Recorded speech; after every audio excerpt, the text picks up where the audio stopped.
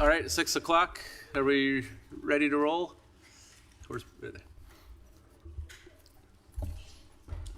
who's not here, please raise your hand. yeah. All right, let's go ahead and start with roll call. Alex Alonso. Present. Mike Baker. Present. Shelley Briggs-Loosely. Mandy Elder. Stephen Kremitz. Tom Mikulek. Ellen Porter. Jerry Smead.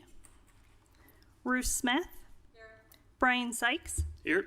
Jason Tate. Here. Zach Weiss. Here. Jeffrey Weller. Jeff Wickstrom. Katie Williams. Here. Andrea Zielinski. Here. And Mandy Elder, I'm going to call you one more time. Thanks. Here. Thank you. Right, first item on the agenda is election of officers. Do we have a motion for chair? I move to nominate Mike Baker as chair. Second. Okay, it's been moved and seconded. I didn't hear who was the first. Was that you, Andrew? Okay. Started to recognize the voice. But when you're deaf in one ear, one thing you learn really quick is you can't tell direction anymore. So you almost have to wave your hand at me. So thank you. All right, so it's moved to seconded. Any discussion? Those in favor say aye. Aye. Aye. Opposed? Motion carries. And is there a motion for vice chair? I nominate Jeffrey Weller for vice chair. Okay, it's been moved and seconded by, Jeff, thank you. Any discussion? Those in favor say aye. Aye. Opposed? Motion carries. Thank you. All right, on to approval of minutes from May 6, 2025.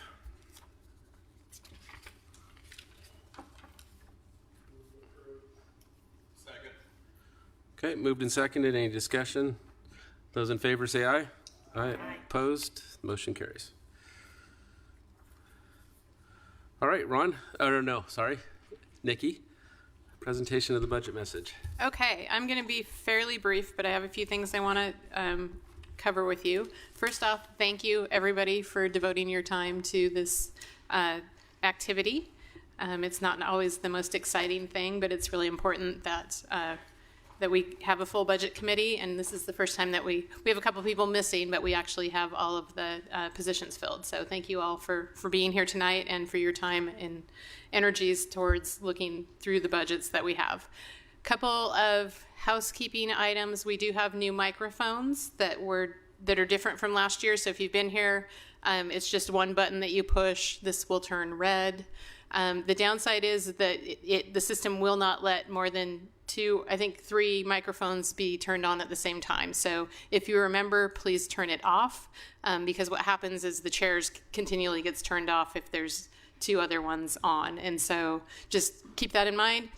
If you forget, Amy's got control. She'll turn it off from over there and turn mics on. It actually already happened once that you started talking and your mic wasn't on and she turned it on for you. So new system there.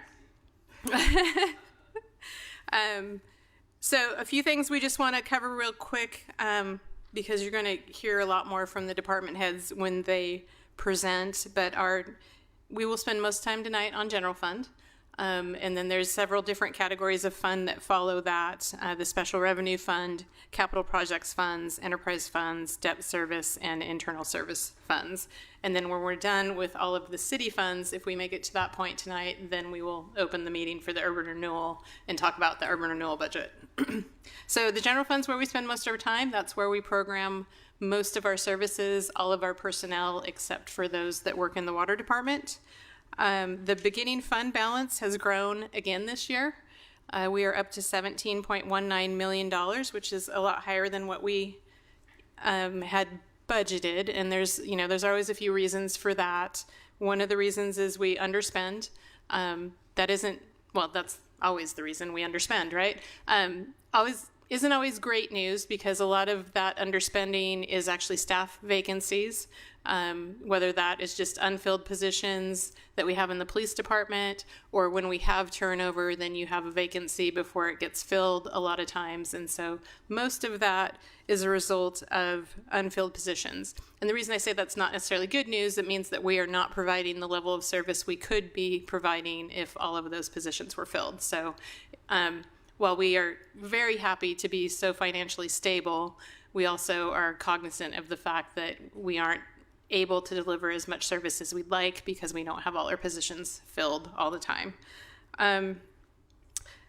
One of the things that you'll see Ron will talk about, that general fund revenues are going to drop a little bit this year, meaning our property tax is going to show a drop, and that is because there was one very large property, might resemble a hospital, that for whatever reason went onto the tax rolls for 1 year, and when they caught it and they have pulled it back out, that is the result of a almost $1 million change. So that's what that is. So our overall revenues in the current proposed budget for the general fund are $32.6 million. When we look at the departmental expenditures, so all of the departments, when we average those out, the budgeted increase is 3.16% for the general fund departments. The non-departmental, which is where we put capital and some things that are citywide, not necessarily assigned to a department. In the non-departmental capital and non-capital budgets, we have expenditures of $4.79 million. And that's a pretty high year for us in the non-departmental. Ron will probably go into more detail, but really we have substantial transfers out. So we are transferring out to the equipment replacement fund. That is a normal transfer for us. We plan out at least 5 years. We have really a 20-year schedule on equipment replacement, but we look at the next 5 years every year really closely, make adjustments on things that maybe can move back because they don't need to be replaced as soon, adjust the costs of things because they are not getting less expensive, and make sure that we transfer enough that we are planning for those things in the future. If we weren't to do that, we could have a year where the general fund needs to spend, $3 million, and that has a huge impact on other things. And so by planning that out so that we have transfers every year, whether or not we're going to spend that much, it helps regulate and not impact the general fund in years that are higher. If we have to buy a fire truck, it's over $1 million. That's a big hit with everything else. We are creating the opioid settlement fund. So we are one of the cities that is in an agreement with the state of Oregon, who is in agreement with all of the drug companies for opioid settlement funds. It started 3 or 4 years ago, but it's really time that funding can only be used for certain things. So we are going to go ahead and establish, with the Budget Committee and Council's approval, a special revenue fund where those funds go, so they will easily be accounted for, and they're recognized as being limited funds, that they can only be used for certain things. So we're transferring out what we have taken into that fund so far. We've been taking it into the general fund. That total will get transferred out and establish that special revenue fund. So that's a change, and I think that's an $800,000 plus transfer. The other thing that continues is the off-street parking fund is operating at a deficit, so we are continuing to transfer out of general fund to the off-street parking fund to support those activities. I believe that's $180,000 that's programmed. It's more. Okay, it's more than that. Somewhere between there and $200,000, I believe. And then the other big transfer that's bigger this year is the facilities fund. So when we went through the council goal setting process, one of the things that was recognized was, hey, we still have a portion of the third floor that's not finished. We know we're going to need that space as the city continues to grow, and so we've budgeted a transfer to be able to do that project. So that will go from the general fund to the facilities fund to accommodate that project should the budget committee recommend that to council, and then also if council would award that project, we would have the funding to be able to do that. Most of our general fund is personnel services, almost 72%, 16% for materials and services. Those are all of the costs associated with the departments. You see those lined out, whether it's equipment, whether it's, it could be a technology, everything down to power, gas, insurance, all of those things are in the materials and services line items. Capital projects and general fund is 2.1%. Interfund transfers that we just talked about, 7.5%. So that's up this year, and other requirements are 2.5%.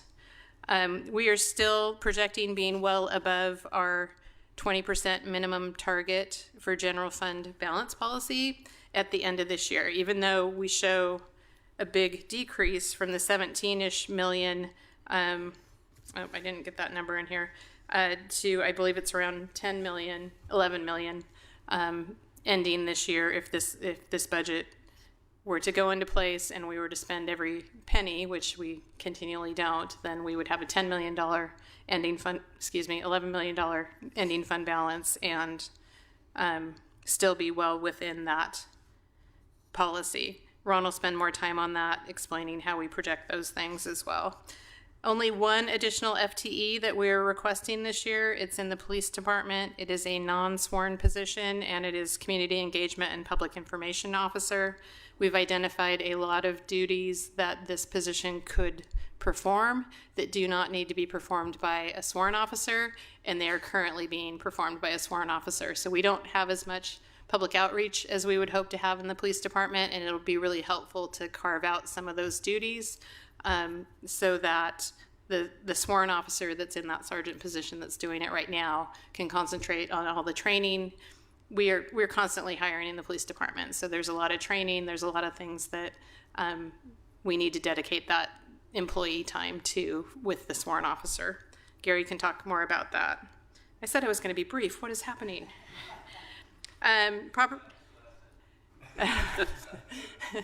But who's counting? Milk it. Property taxes are 64% of our general fund. And if we look at what public safety is projected to cost, it's going to eat up just over 100% of those anticipated property tax collections. So that's police and fire. And 87, almost 88% of those public safety budgets are personnel. So we do run just as lean as we can. We're not, anyway. So basically 88% of your property taxes is paying for the police and fire personnel. I've covered opioid settlements. All of the other funds you're going to hear more detail about, so I am going to quit talking. You do have, I said I was going to, I didn't really. You do have some extra pages. They're not extra. You have some new pages that should have been at your place. So we had one significant change since we sent the budget out. It is in the grant fund. I've been working with some community partners, and there's a pretty good chance we might apply for a CDBG grant to aid in childcare. And so we went ahead and put that into this budget. It was not in there when you got your first printed copy, and then that changes all of the pages in the front that have all the totals. So the real crux of it is that we added $1.5 million into the grant fund should we apply for and receive a CDBG grant.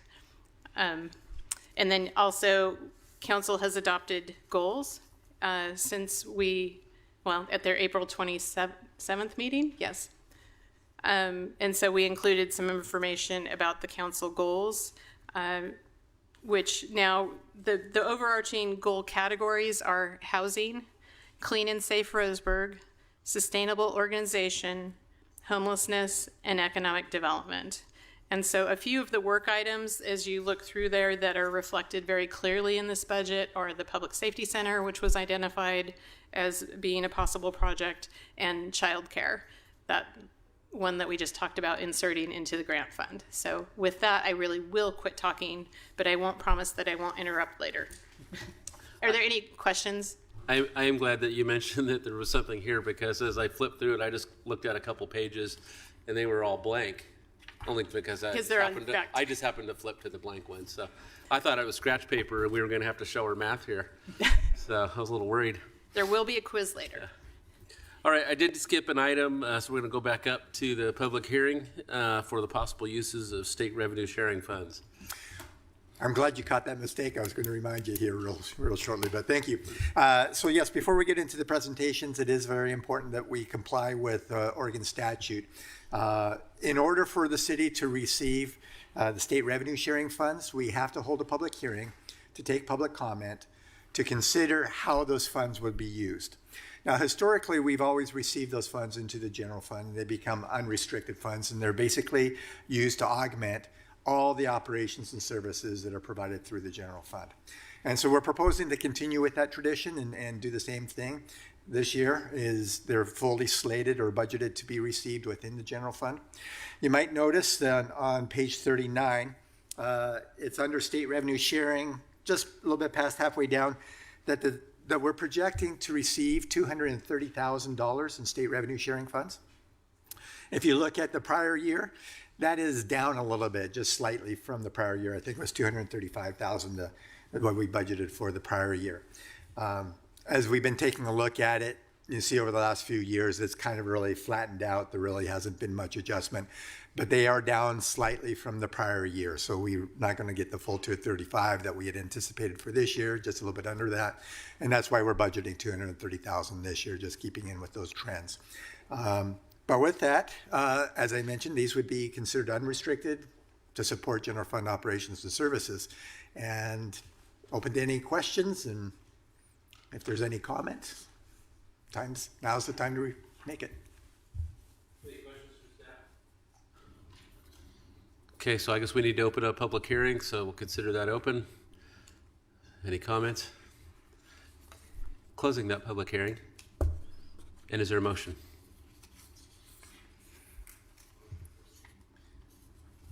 Need a motion to approve the use of state revenue funds to essentially move them to the general fund. State use of revenue funds. Okay. So we have a motion and we have a second. Any other discussion? Those in favor say aye. Aye. Opposed? All right, motion carries. All right, let's go into the general fund. And I guess we'll begin, Ron, with you, the presentation. Certainly. So as Nikki mentioned, we're going to be focusing most of our night, and we're starting into that on the general fund. But before we actually delve into the details of each department, we want to give you just sort of an overarching summary and overview of the general fund and what we're seeing there. So tonight we're going to start off with the general fund, and then as Nikki mentioned, there's a series of funds that we'll take a look at later on as they go through. But in comprising and preparing the budget for the fiscal year 26-27, it's important to know, as Nikki's already alluded to, that the majority of our costs in the general fund are personnel related. We do have 3 labor groups that we do negotiate with. One of them is currently under contract. That's our police department. And per that contract, they will receive a 2.7% COLA this coming fiscal year. The other 2 units, the fire and general services, those contracts are open right now. And so we don't have a final determination of what those will be. But we built the budget around 4% COLA for the fire department and 3% for the general service employees. And of course, in order to avoid compression within our compensation schedules, for those non-represented employees, we're proposing a cost of living adjustment of 3% as well, matching the general service employees, just to avoid compression as we're going forward. The budget does include merit increases for those employees, but I just need to remind everybody those aren't automatic. They have to receive satisfactory annual evaluations before they're able to get a merit increase. Health insurance, continues, of course, to be a big concern for us. We were very fortunate last year that we didn't have any increases to our health insurance. We had a 0%, but this year, our history and everything else makes that much different. And so we're looking at a 15% increase in our health insurance coverage for this coming year. PERS rates, we won't see a change in the PERS rates this coming year. And so they remain the same as what we're currently paying. For Tier 1 and 2 employees, it's 40.89%. OPSERP general employees, 34.46%. OPSERP police and fire is 39.73%. I want to point out that this is all rates combined that pertain to our pension program. So that includes the employer rate, the employee rate, and the self-imposed 4% to pay off our pension obligation bond. So all those, everything that's related to that is lumped together in this one number. Okay. I might ask, if at any point you have any questions or whatever, as I go through this, just feel free to put up your hand or interject, and we'd be happy to answer whatever question you might have. In taking further assumptions, talking about our overhead, so property and liability insurance, we're looking at a 2% increase we built in.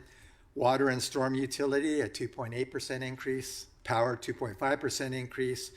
Natural gas, 1% increase. And sanitary and sewer, 5.8% increase. They've informed us that it may be even higher than that subsequent to the development of this information, but they've yet to approve anything at this point. As Nikki mentioned, we're proposing to increase our FTEs, or our full-time equivalents, by 1, which would bring us up to 177.85. And Nikki's already kind of talked about that, and Gary, our police chief, will probably expand on that a little bit more when he presents his department.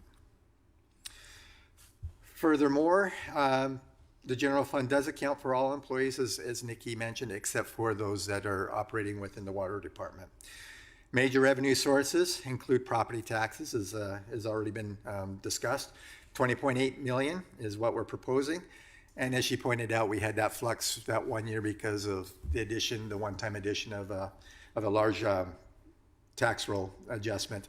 So it's actually going to be decreasing from our 2026 budget by 4.37%. However, it's actually an increase of 4.35% from our projected 2026 projected collections. So different budget to what actual collection. So we're going to drop from what we had budgeted, but in reality, we're going to be receiving more than what we're actually projecting to receive this year. Is it, Ron, because our collection rate is higher than what we used to project? No, it's because our current fiscal year projections were based upon what our tax roll was the prior year when that had hit on. We don't get the actual numbers until October, until we're already into the new fiscal year. And so it wasn't until, just in the last few months that we realized, hey, there's an issue, and we determined that between those 2 years, there is that one-time hit, and then they removed it. So when we did the projections for this year, it was based upon the prior year, which had that added onto the tax rolls. And so that's why we see that blip, and we're just adjusting and getting everything corrected now, getting it trued up. Property taxes, as was mentioned, 64% of our general fund operating revenues. Franchise and other fees make up $4.4 million. Interdepartmental charges, another $4.4 million. And intergovernmental revenues, $0.8 million. So total operating revenues is $32.5 million, which is a decrease from our budgeted of 3.4%, going right back to that property tax issue that we're talking about. In the general fund, the expenditures, we can break it down into the 3 major categories. Personal costs, 71.7% of the general fund operating expenditures are focused on personnel. Materials and services make up 16.3%, and then the rounding it off, the capital outlay transfers and other that have already been discussed at some length, another 12%. Meaning our total operating expenditures are $39.78 million, which is an increase of 4.39% from last year. And a lot of that is because of those transfers, which Nikki's already been discussing, and setting up the new funds and transferring funds out and so forth. That gets all lumped into there. And so a good portion of that increase is because of those adjustments or structural adjustments that we're proposing. So as Nikki mentioned, we do have a 20% policy, and that's kind of outlined that solid orange bar, or that red bar, rust bar, lining across. We do not want our reserves to drop below that. And so we've what this does is we perform a 6-year annual forecast. We project out 6 years what our projected revenues and expenditures will be over that period of time. And this has been adjusted based upon budget performance here. And this is a trend. While this looks like it is going in the wrong direction, and yes, it does kind of look like it's going in the wrong direction, it isn't until the very end of the 6-year out that we actually drop under this forecast below that 20%. So a fair ways out. And if you imagine trying to forecast out 6 years what exactly is going to happen and what you're going to actually realize, it's impossible to really know without having that crystal ball exactly what's going to happen. And so variables and inputs are always going to be changing during this period. And even when you go farther out on the spectrum, it becomes even weaker and weaker and less reliable. So what I want to point out is that this forecast trend is actually a forecast trend that we've seen many, many times in prior years. The same graph here. But you can see from our historical numbers that we've always maintained a balance well above that 20% as in reality.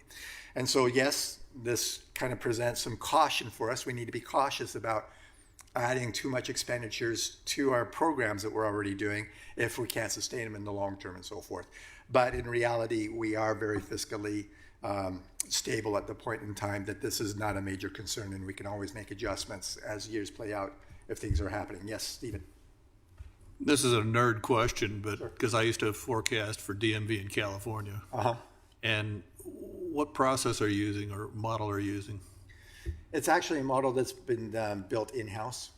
So, of course, what we're doing is we are taking a look at a lot of our historical numbers. And I've got historical numbers broken down in these categories going back since I started here and beyond. So 15 years more data that we're looking at on these trends. And so we capture what the trend growth is from year to year in these categories. We compare those against the balances and so forth. And we're also projecting out a cash flow based upon how quickly we use up that cash in the first 6 months until the property taxes come in and everything else, to make sure that we can stay solvent until property taxes do come in.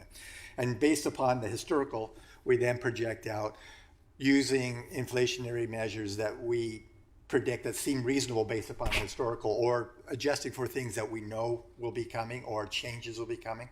For example, when we get to the pension obligation bond fund, there's only 2 years left on that, and then that drops off. So in our projections, we go, yay, we get to save ourselves 4%. We drop that off in our projections and so forth and adjust for those things. So we build into the model things that we know are going to happen the best we can and what their impacts are. A lot of things, of course, are going to change. Inflationary things, when you get into labor negotiations and whether that's going to be down, years out, it's pretty hard to determine a lot of that stuff. So we base a lot of it on historical information. Does that answer your question? Okay. Jeffrey. Ron, I had one question. It's actually on page 19 in the resource summary by classification.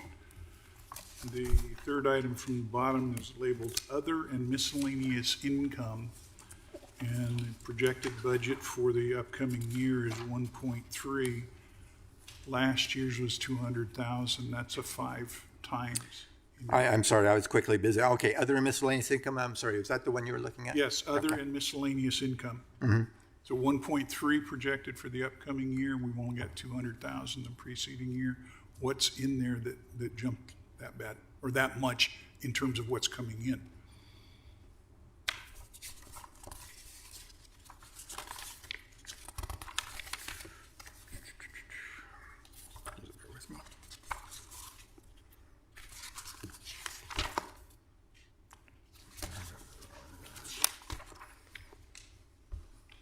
Sorry, what page are you on, Jeff? What? 19. Other miscellaneous income.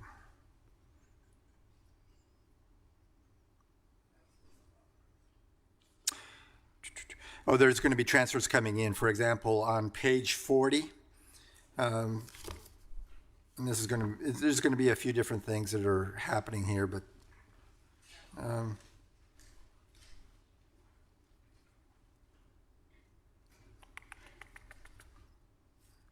there's going to be an increase in the transfer in of the ARPA special revenues, 163. But to get your answer, I'm going to have to I'm going to have to reference a different sheet so I can get that detail for you. Okay. Thank you. Ron, along those same lines, on the intergovernmental revenue. I'm So sorry, is just it- 1 second, please. Oh, sorry.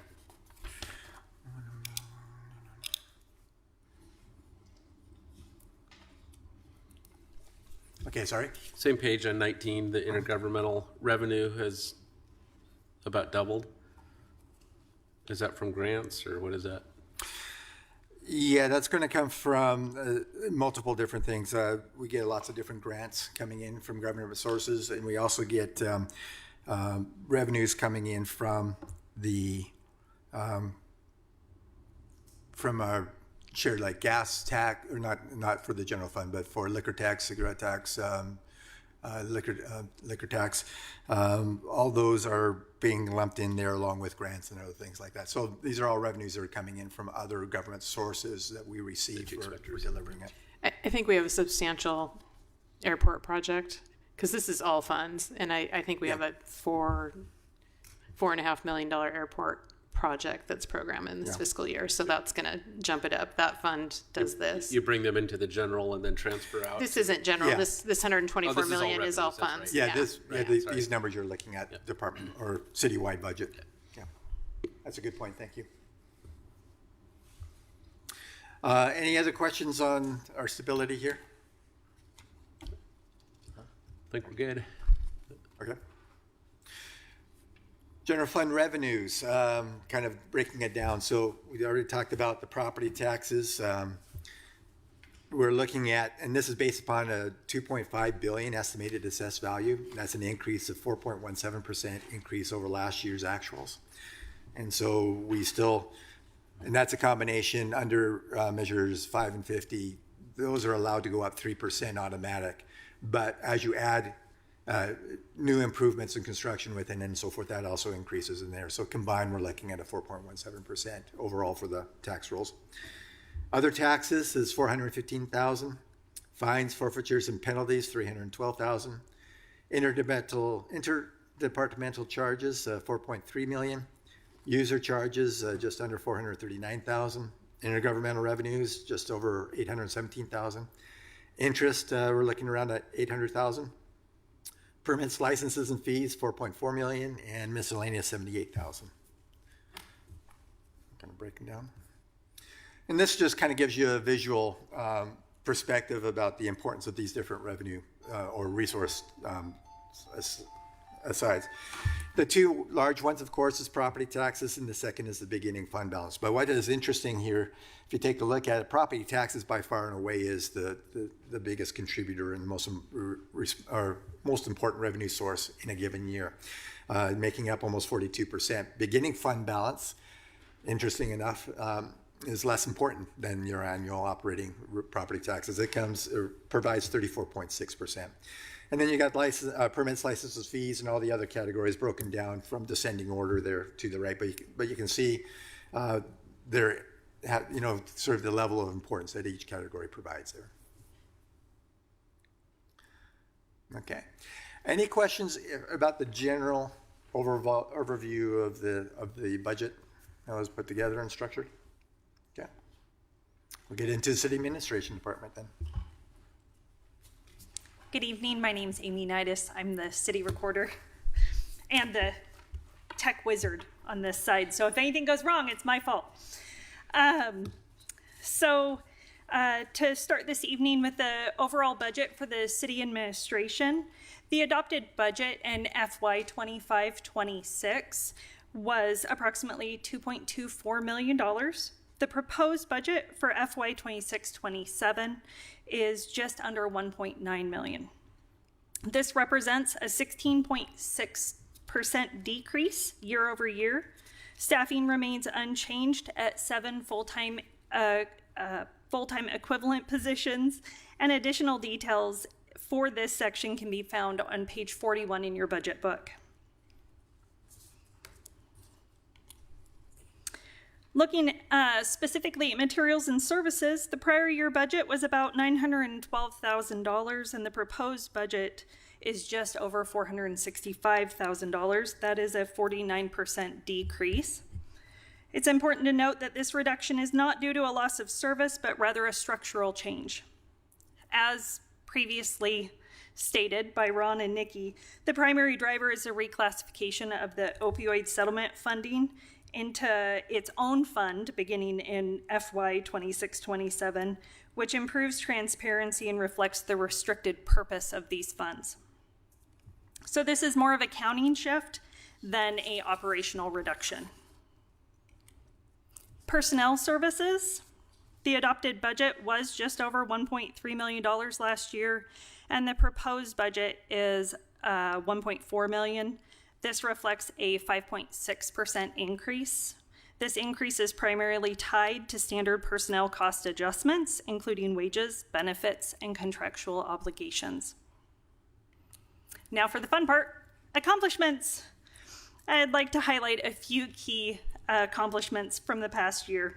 First, we implemented OpenGov in coordination with community development to streamline the process, the business registration process. This has improved both efficiency and tracking. Second, we modernized the council chamber's technology. Welcome to your fun new microphones and your screens. These upgrades have significantly improved audio and visual quality as well as accessibility for the public. We also supported council goal setting, training, and compliance requirements throughout the year in administration. And at the state level, staff worked with the governor's office and local legislative representatives to help inform legislative committees, contributing to the passage of House Bill 3921, which approved the urban growth boundary swap. And finally, we supported the creation of the Destination Downtown Roseburg organization, helping advance economic and community development efforts. And with that, I'm happy to answer any questions if you have any. Jeff? On page 43 is the general fund city manager department, and it's the expenditure side that I'm looking at. Halfway down or thereabouts, there's a line item called miscellaneous contracted services.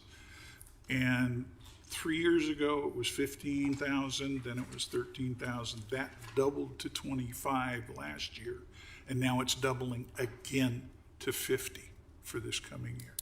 What is in miscellaneous contracted services? And this is going to become a recurring theme for me.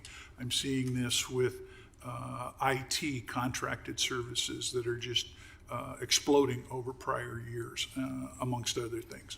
So this is one of those kinds of things that I'm wondering what happened. I realize it's not a huge dollar figure in the overall scheme of things, but I look at trends, I look at patterns, I look at things, I look at numbers.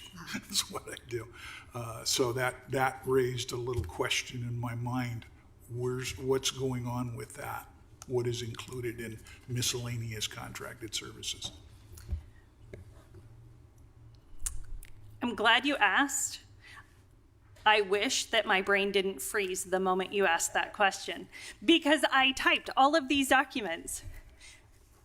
And right now my brain is... I think recruitment services isn't a part of it. Do you have your BGs? I do not have my BGs. I've got them here. Ron has my BGs, which is the form that I filled out Here's your form here. with my estimate. So thank you for saving me, Ron. If you want to go fishing now, if you want to send an email later, that's fine.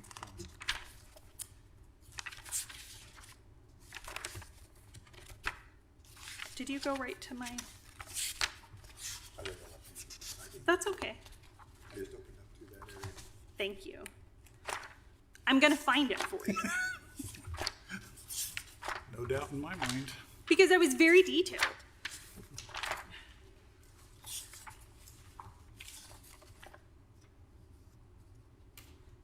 Okay, so this particular Salary miscellaneous- survey. Well, yeah. Miscellaneous contracted services includes things like our microfilming, our shredding, which is part of our retention that we have to maintain as per the state statute. It also includes specialized contracted services like a salary survey coming out of our HR department. So we do that, I want to say, on a 5-year. Yeah, the policy is on a 5-year rotation, and we are due this fiscal year. And we are due, and I'm not going to talk a lot about that because technically that's John's, and I don't want to steal anything from John. So to your point, costs continue to increase. So the trend is doing that, and hopefully that helps answer your question.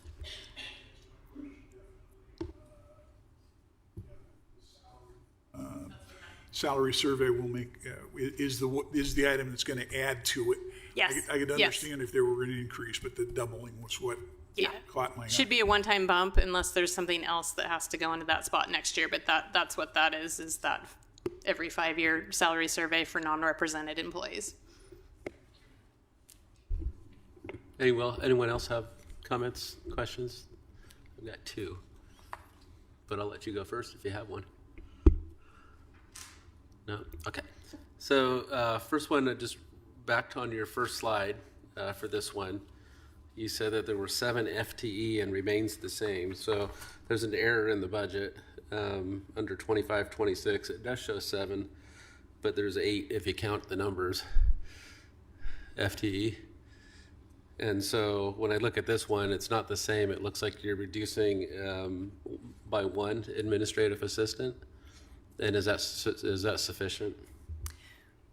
So as far as total go ahead, Nikki.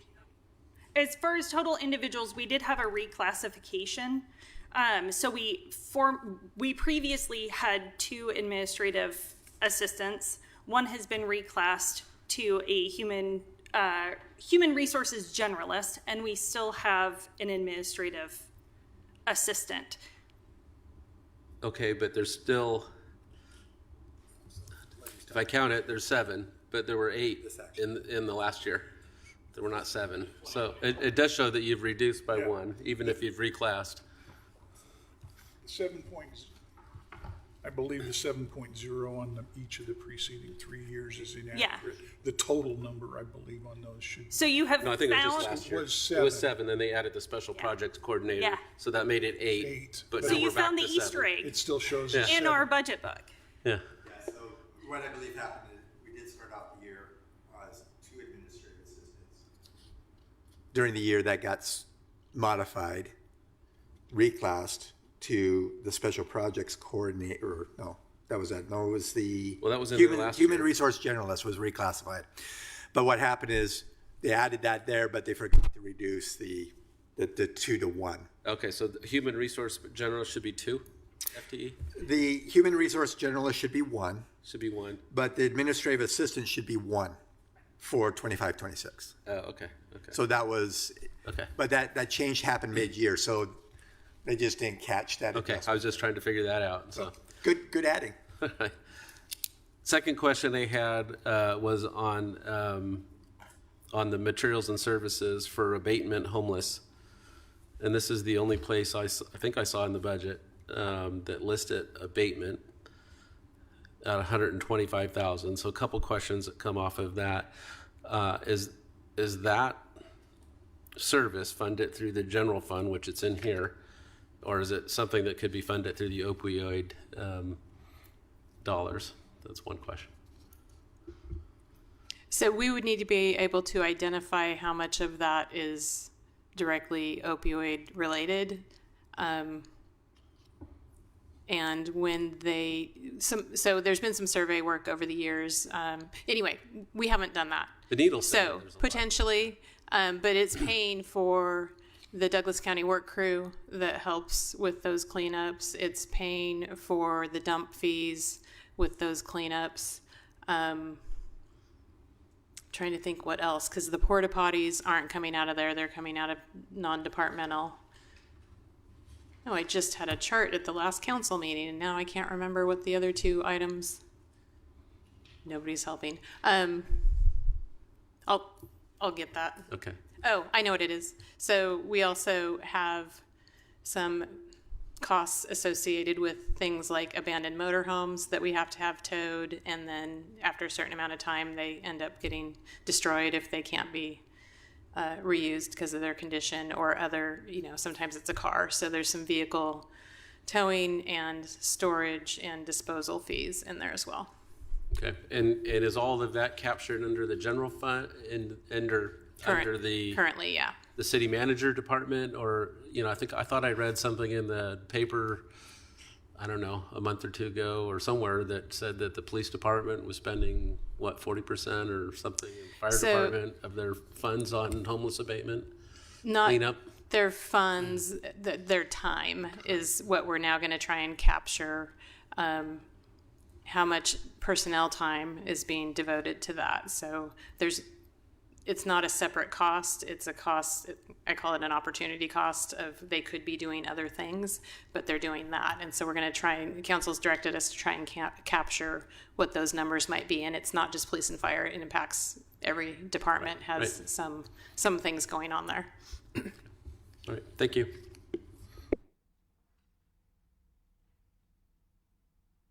Okay. Well, if there's no further questions, we'll get into my realm now. So the finance department, if you turn to page 43 in your budget document, you'll find the finance department. And this is, we're projecting or proposing an increase of 1.3% over last year. There's a couple of reasons for that. You can see that while personnel, of course, is projected to increase, what you would anticipate because costs are always going up with the personnel. Our materials and services is going down slightly, or a decrease from the prior year.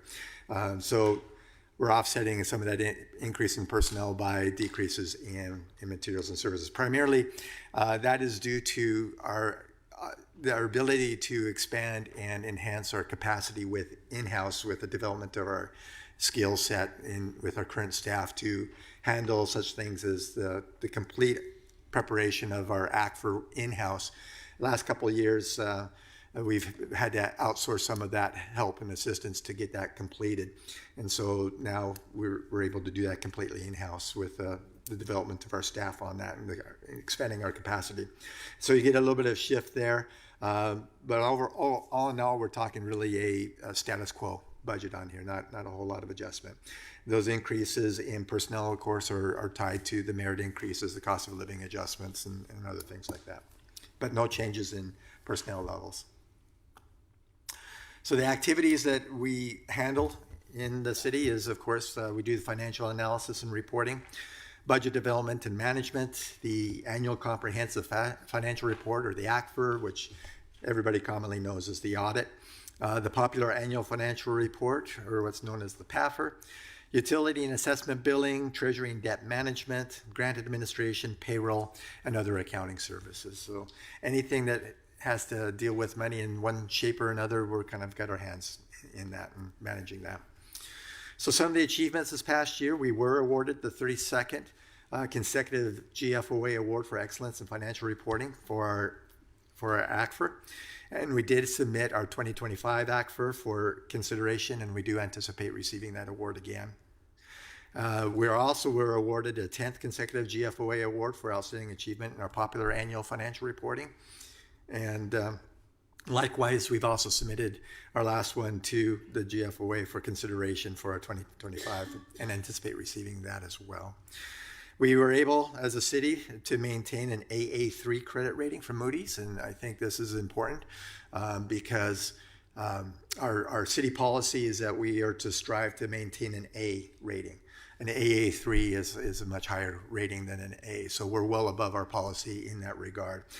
What that means practically for the city is if we were to issue debt, we can secure better terms and conditions and lower interest rates on the debt. So this is a good positive thing for the city. We also implemented GASB 101, which dealt with compensated absences, and GASB 102, which related with risk disclosures this past year when we were preparing our ACFR. GASB is a governmental accounting standards board. They're the ones that come out and kind of dictate exactly all the things that we have to report and account for and track and everything else. And they're always coming out with new pronouncements that we have to follow. And when I kind of started in the business, they were 34 statements.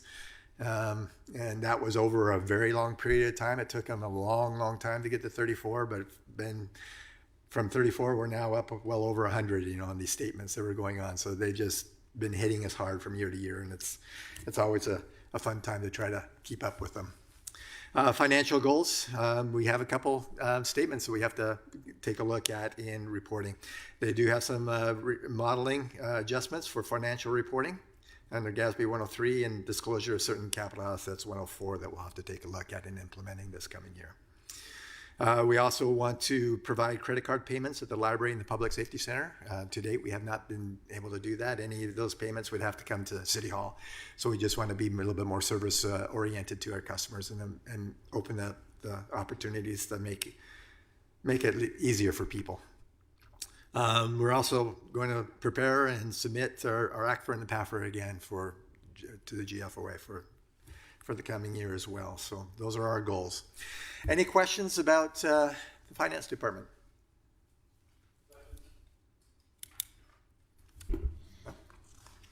Okay. We'll move on to the information technology then.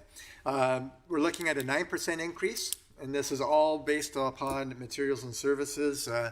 In the years past, a few years back, we did have IT kind of staffed in-house, but we found that it was more efficient and better, and we could have a better bandwidth of knowledge that we could tap into to meet our ever-widening, expanding IT needs. And so we've been contracting out for those services. So everything in the IT is through a third-party vendor in supporting this.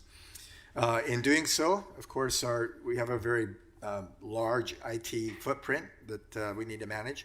And so they support and maintain a network of users and service accounts, desktop, laptops, mobile devices, virtual and physical servers, storage area, network storages, Cisco telephone devices, wireless network with multiple access points. They support and maintain the city radio and telecommunication systems. They ensure network security, specialized application support, and development and implementation of disaster recovery strategies of city data. That's just a summary of kind of what they do, but they got a large responsibility. Some of the achievements this past year, they migrated the endpoints devices on tablets, mobile phones, and mobile data computers to our Microsoft government tenant. They also helped us with the council chambers audio and visual upgrade, which Amy's already alluded to and that you're benefiting from up there.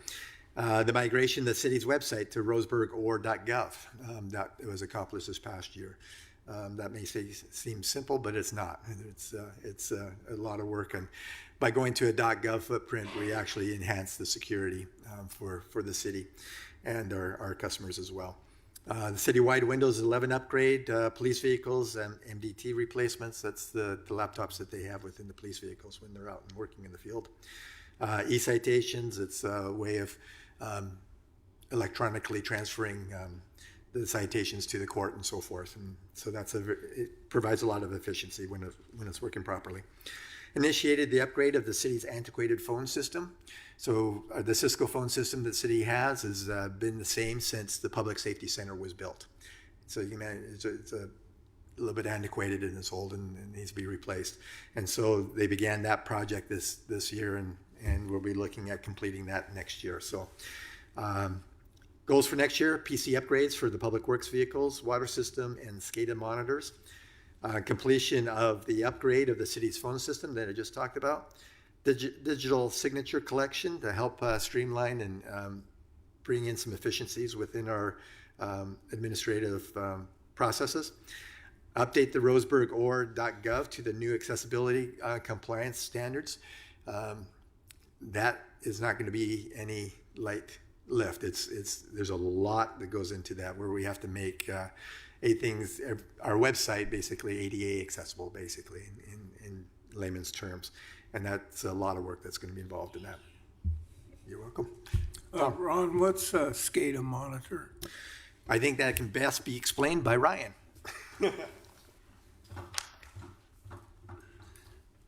That's our system control and data acquisition for our water system, so the plant can see how the system is working throughout town from their operator station. Thank you, Ray. And then big one that Amy's really excited about, and everybody else as well, move to live streaming from Facebook to YouTube. So we've, as you know, if you've been following council meetings, that can be a real problem for us. And so this will help stabilize a lot of things for us. Any questions about IT department? No? Okay. I think we're good. Stu?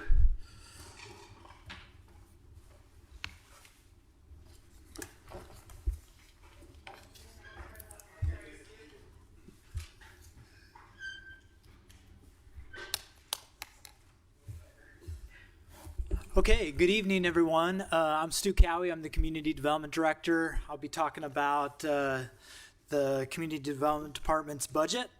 If you turn to page 47, that's where we're going to be at. The Community Development Department kind of focuses on 4 different areas. Planning and building is where the lion's share of our work is at. But we also are involved with the economic development, are responsible for the Economic Development Commission. Historic preservation, that's identified within our development code, and we help to oversee the Historic Resource Review Commission, as well as we take care of code compliance issues dealing with private properties. Some of our accomplishments this year, we processed roughly 450 site review applications, land use actions, and other permit actions. That's everything in its totality, so that could be anything from processing a massive commercial development, think of like the new Holiday Inn Express, to a site review for a deck on the back of someone's home. It could be as involved as a major subdivision with many lots to someone wanting to do a boundary line adjustment. So all across the board, lots of different types of permit actions that we're reviewing. I think the most exciting news, and Amy alluded to this, was the state legislature passing House Bill 3921, which authorized our urban growth boundary swap. Probably for about 5 years, you would see a bullet point item of we are making progress on our UGB swap. And professionally, I can say I can die happy knowing that is actually accomplished. I'll be the first to admit maybe I was a little naive when we started this process 7 years ago. Like, how challenging could this UGB swap really be? And it turned out to be a lot more challenging than I had ever anticipated, enough so that we had to actually have the state legislature help pass state law specific to Roseburg in order to be able to accomplish what we were trying to do. So really exciting that that is done. Still a lot of work to see some development happen there, but the line has been moved and there's the possibility of 673 new homes that direction. So really exciting. In addition, we also changed permit software from Municity to OpenGov. You may have remembered last year talking about some additional funding for that. We launched that program in August, and like any software system, there are definitely kinks that we're working through, but it's been a beneficial new program in that people are able to apply online, they're able to pay for permits online, and that has been really beneficial. And then the other big accomplishment is just always dealing with personnel issues. We hired 2 new employees. We're in the process of hiring a 3rd out of just a total of 7 positions. And we promoted one of our planners just recently to a senior planner position, so we're really excited about that. All right, as far as our budget proposal, I always like to use this line graph because I think it's a representative. This, when we compare it to the next one of our budget, and just our budget is tied to personnel and the number of permits that we are processing. So you can see back when we had the economic downturn in 2006, 2007, everything took a big nosedive and pretty much hit the trough there in 2011, 2012, and didn't start moving upward until 2014, 2015. You can see that This year, we are proposing a budget of $1,346,643. That is a 6.8% increase from last fiscal year. About a third of that is personnel costs, and those are just general increases to personnel costs. But if you go to the next slide, you'll see this comparison, and this is just our annual permit activity. Same type of trend, right? Big nosedive when we went through that recession, and it has continued to slowly move its way up and out. We had kind of an anomaly of 458 activities or permit activities in 2022 and 2023, and then we kind of dived down a little bit, but we've climbed back out of that. I foresee this upward trend, and that really matches our annual budget. And mirrors the personnel necessary to be able to process this number of permits. So the other 2/3 of our increase are to materials and services, and they are basically to two different line items. One is in regards to contracted services. We have had all of our eggs in the UGB swap basket, and we now need to pivot and do a code audit and really get back up to speed with a lot of legislative changes that have occurred around housing, and ensure that our code is consistent with state law and that there are no stones left unturned as far as opportunities for housing development within our development code. So our plan is to hire a third-party consultant to assist us in doing a code audit and making those changes. And so that's a one-time increase that we're hoping for. In addition to that, we're increasing our code enforcement, our nuisance abatement line item. Nikki was talking about nuisance abatement in regards to public properties. This is nuisance abatement in regards to private properties. Similar types of issues, well, not similar. Issues involving things like debris, garbage, weeds that are this tall, or things of that nature. When we get involved with things that are more like a derelict building or a dangerous building, and there may be a foreclosure or things like that, we get into a different line item for a budget. But those are two major increases that you see in materials and services. So with that, happy to answer any questions that you might have. Questions, comments?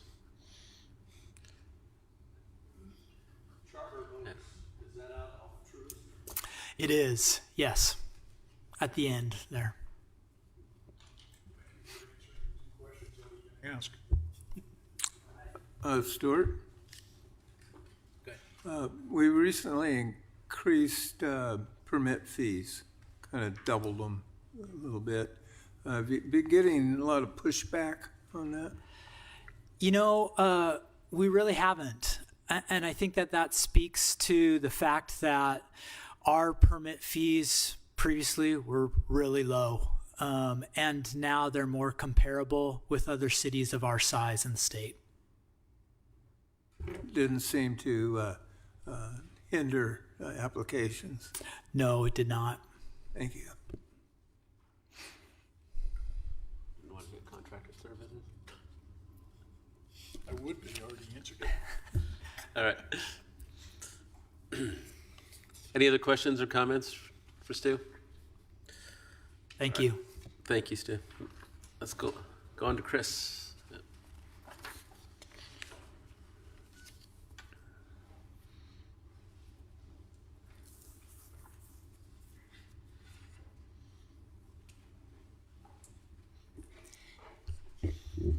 Good evening. I'm Chris Wiley, Library Director. Our budget starts on page 49. The library's overall budget increase request is 8.2%. We have a request for a 7.8% increase in personnel services and a 9.1% increase in materials and services.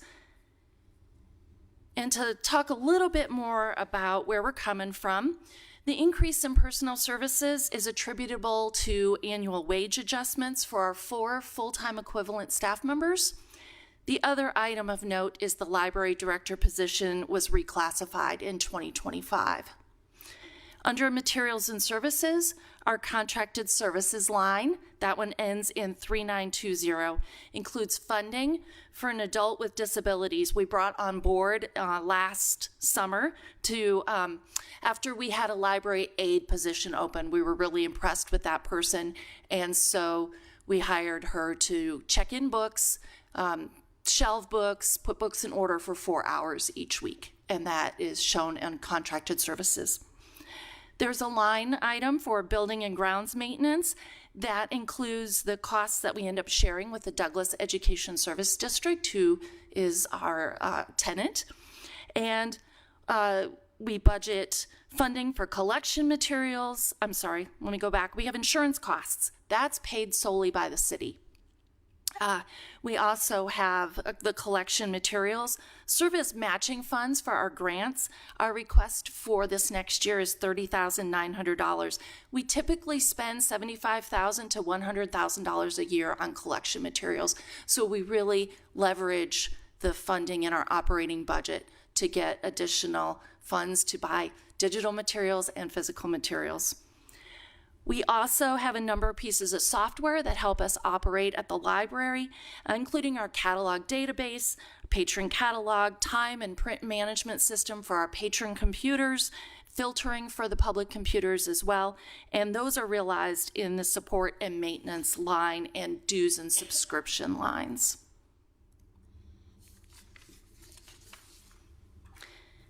Some of our accomplishments, we updated our strategic plan, and the City Council is going to hear about that next week. We're going to ask them to adopt that for a 5-year strategic plan update. Summer reading program is the library's biggest project every year. 450 participants of all ages. They're reading for prizes and attending programs. We installed 2 new iPads with education games for youth. And we continue to evaluate our programming, change things as trends change. And most recently, we started a very popular chess club for all ages. It's the first Saturday of the month at 10:30 to 12 if you want to join us. A little bit more about the numbers. We collect a lot of data at the library, and we're looking at the first 9.5 months of this current fiscal year. We're at 93,000 checkouts. That's a 1.2% increase over the previous year, but what we're really seeing is an increase in digital circulation, 11.8% over the previous year. We had a 6% decrease in physical checkouts. That's really happening at the adult reading level. Of our entire physical circulation, 60% is for youth material. In all my years, it's never seen something like that. I'm really pleased with the work our youth services librarian does. We delivered 220 programs the first 9.5 months with 6,700 attendees, and our building visits are over 59,000. One of the most fun things we do during the summer reading program is distribute free books to kids. We realize that there are barriers to getting to the library, to being able to check books out and get them returned. So we give out, last year was over 3,000 books at Lunchbox Express, at the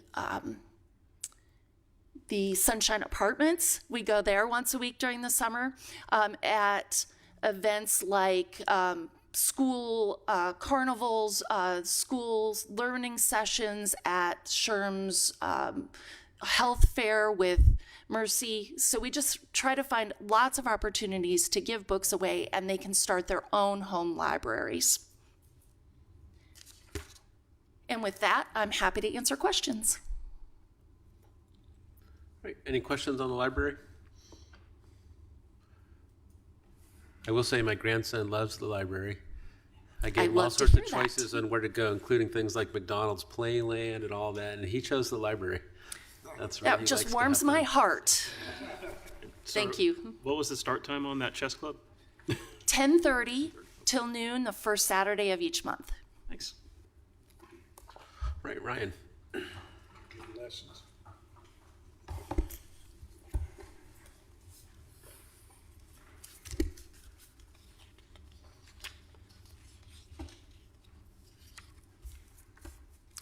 Hello, for those that don't know me, I'm Ryan Herrings. I'm the Public Works Director at the city, and I'll be presenting the Public Works budgets tonight. The mission of the Public Works Department is to provide quality public infrastructure at the lowest life cycle cost. The Public Works Department is a collection, or the Public Works is a collection of 6 core functions that provide infrastructure, maintenance, and capital improvement projects to our transportation system, our airport, our water production and distribution systems, building maintenance, storm drainage, and our parks and recreation department. The Public Works Department has 58.85 full-time employees to execute those 6 core functions. The administration portion of the department includes myself and 2 staff assistants.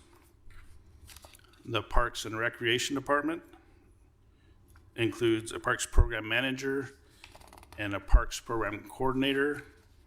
And the 0.25 on that is an instructor for some of our fitness programs that occur.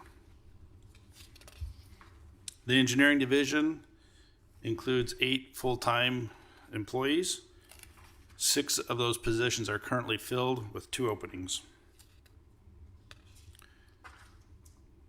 The team provides site development review, deliver capital improvement projects, and administer construction contracts, as well as respond to customer service calls and maintenance support. The various operations and maintenance teams are boots on the ground, staff out there taking care of our assets in the parks, the streets, the stormwater facilities, airport, and our water system. The green, yellow, and orange circles on this chart largely represent the supporting staff for those boots on the ground employees.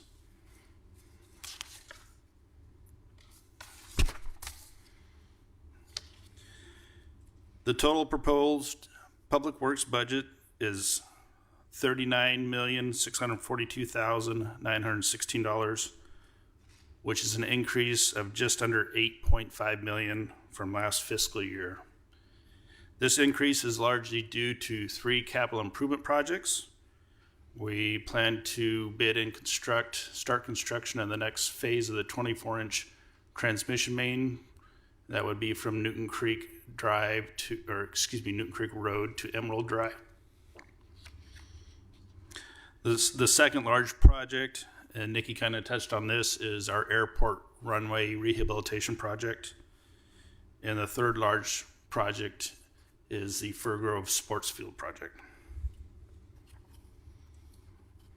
The proposed capital budget is up $9.75 million over last fiscal year. And the proposed capital budget makes up 60% of the Public Works budget.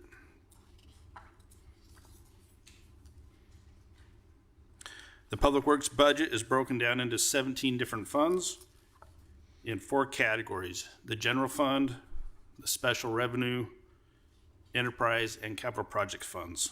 And we will be looking at all 17 of those funds at some point this evening.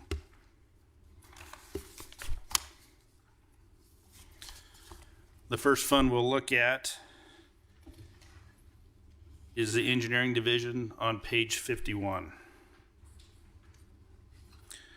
The proposed fund is down $10,000 over last fiscal year due to some staff turnover and lower entry-level positions being filled. On page 53, the Administration Division, is up $17,617 over last fiscal year. That's a 3.4% increase. And that is largely due to personnel costs. Materials and service budgets remain fairly flat at a 0.8% increase or $150.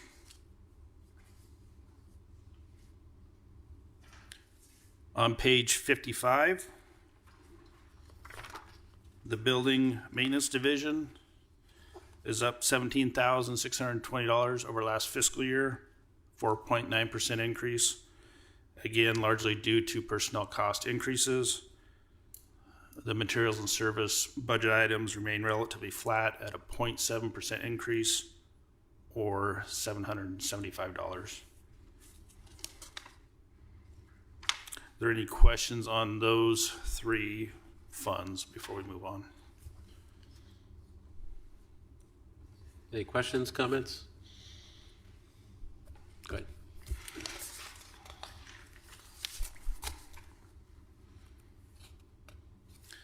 The next fund we'll look at is the street maintenance fund, and that begins on page 57 of the budget book. The street maintenance division is up $96,797. That's 4.8%. Again, a lot of the increase is due to labor personnel costs. The materials and services portion of this budget item is up $15,340 or 3.6%. And this is really found in three budget items: fuel costs, street sweeper disposal costs, debris disposal costs, and tree removal and maintenance.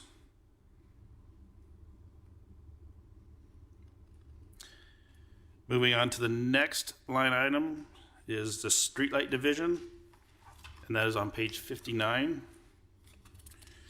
This budget pays for street light rental from Pacific Power, as well as power bills for city-owned streetlights and traffic signals throughout town.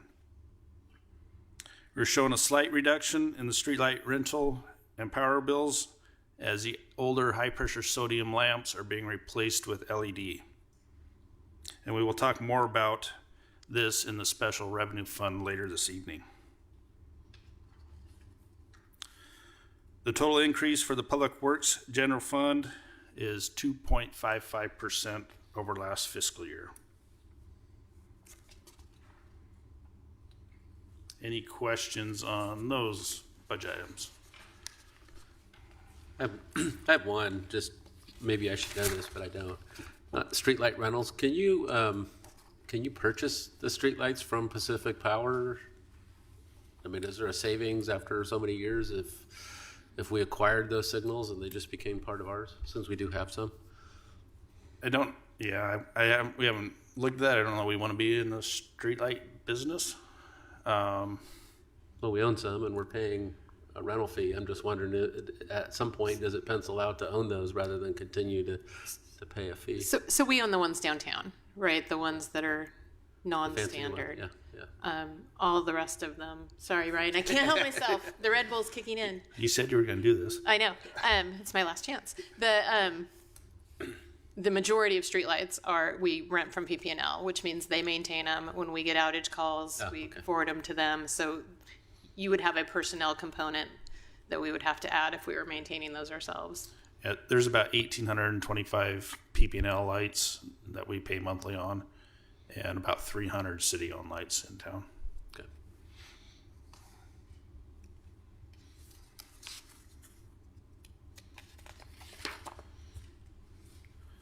The next general fund item is our Parks Department, and that'll begin on page 61. The Parks Administration budget is up $23,087, and that's a 6.8% increase over last year. Again, a lot of that due to personnel costs. That makes up about $20,000 of that $23,000 increase. Materials and services is up basically $3,400. The parks maintenance budget you'll find on page 63 of the budget book. The proposed budget is up $97,206 over last fiscal year. 25, just over 25,000 that is an increase in materials and services costs, 3.4% increase on that. The remainder is again personnel cost increases of just under $72,000. The total increase for the Parks General Fund over last fiscal year is 5.1%. Any questions on the parks? Jeff? Yes. I find it unusual that in the personnel services, I understand that costs go up, that there are unions that we deal with, et cetera, but we're looking at a reduction, an increase of approximately 3% on the salaries and wages, but 14% on the benefits. That just seems disproportionate to me.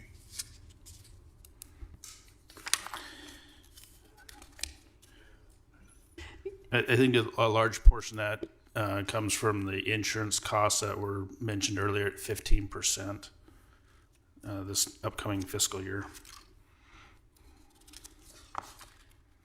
And darn it, we allowed one of them to get married, so we add a spouse in a very small department.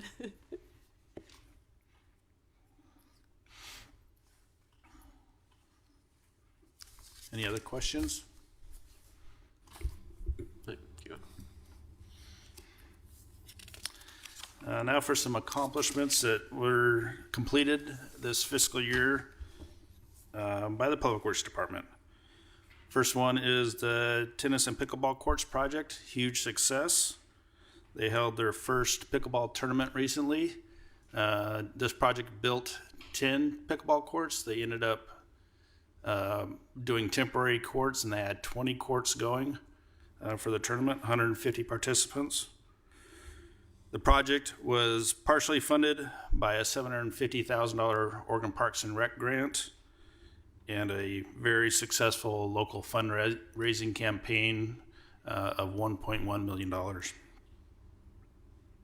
The next project that is currently under construction and will be completed likely mid-June is the expansion of Brown Park.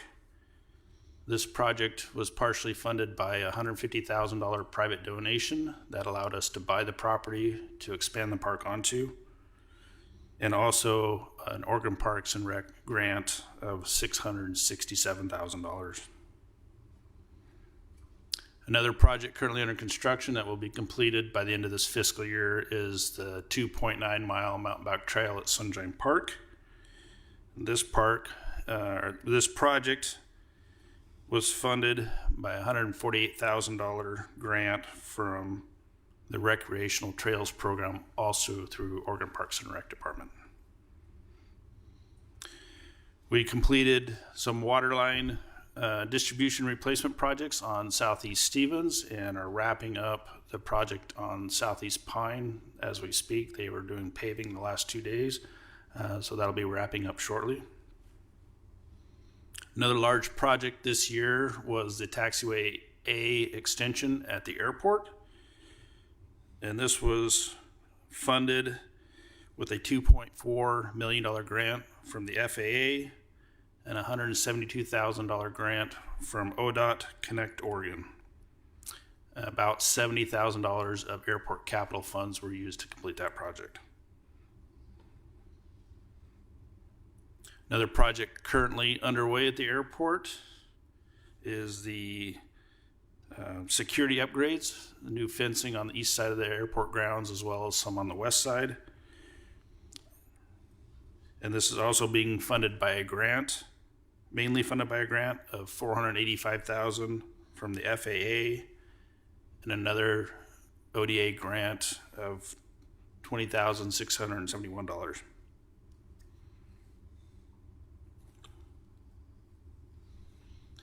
Additional projects that were completed this fiscal year. Yeah, go ahead. Jumping back to the pickleball courts. I drive by there almost every day, and I noticed the pickleball courts and tennis courts look beautiful, but the dirt between the sidewalk and the bottom of the pickle courts is all overgrown with weeds. Is that going to be like astroturfed, or is anything going to be done? We haven't got to that at this point. There is some plans to clean that up. Our parks crew has been getting sports fields ready for that time of year. Okay, Another project that we completed was a storm line replacement in West Harvard from Umpqua Street to Balf. We also completed road rehabilitation projects on Stewart Parkway and Garden Valley Boulevard. Completed citywide leaf pickup and storm drainage maintenance. We received a grant from Umpqua Health Alliance, $666,000 to kind of kick off the Fir Grove Turf Field project. There'll be more fundraising happening this year, as well as we'll be applying for a Oregon Parks and Rec grant for that project as well. And we also, with doing the road rehabilitation projects, we replaced 34 ADA ramps. In 2018, we did an ADA transition program that identified about 1,800 ramps in town that needed to be replaced, and that was put on a 30-year replacement program. So each year we replace what we can with our budget to try to get those replaced within that 30-year period. What does it cost the city per ramp? With engineering, we're $15,000 to $17,000 per corner.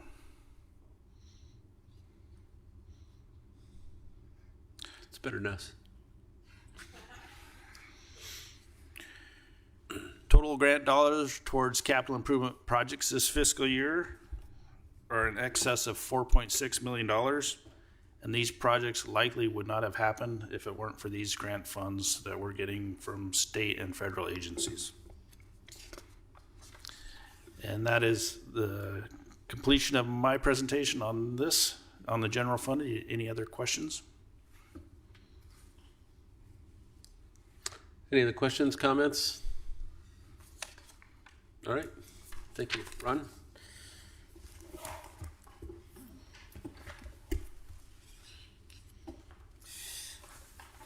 Thank you. So we're going to shift gears a little bit. We're still in the general fund, but we're going to be kind of focusing on a section that's really geared towards the public safety. And that's comprised of three different departments: the municipal court, the police, and the fire. I get to present on the municipal court. So as you can see, we're looking at a 9.14% increase. This is primarily coming from personnel services increases here. The reason for a little bit bigger jump in this is that when we budgeted last year, we omitted to attach PERS cost to a couple of our employees in the municipal court. And so we kind of underfunded that portion of the budget last year. And then we're just kind of correcting that and capturing that this year.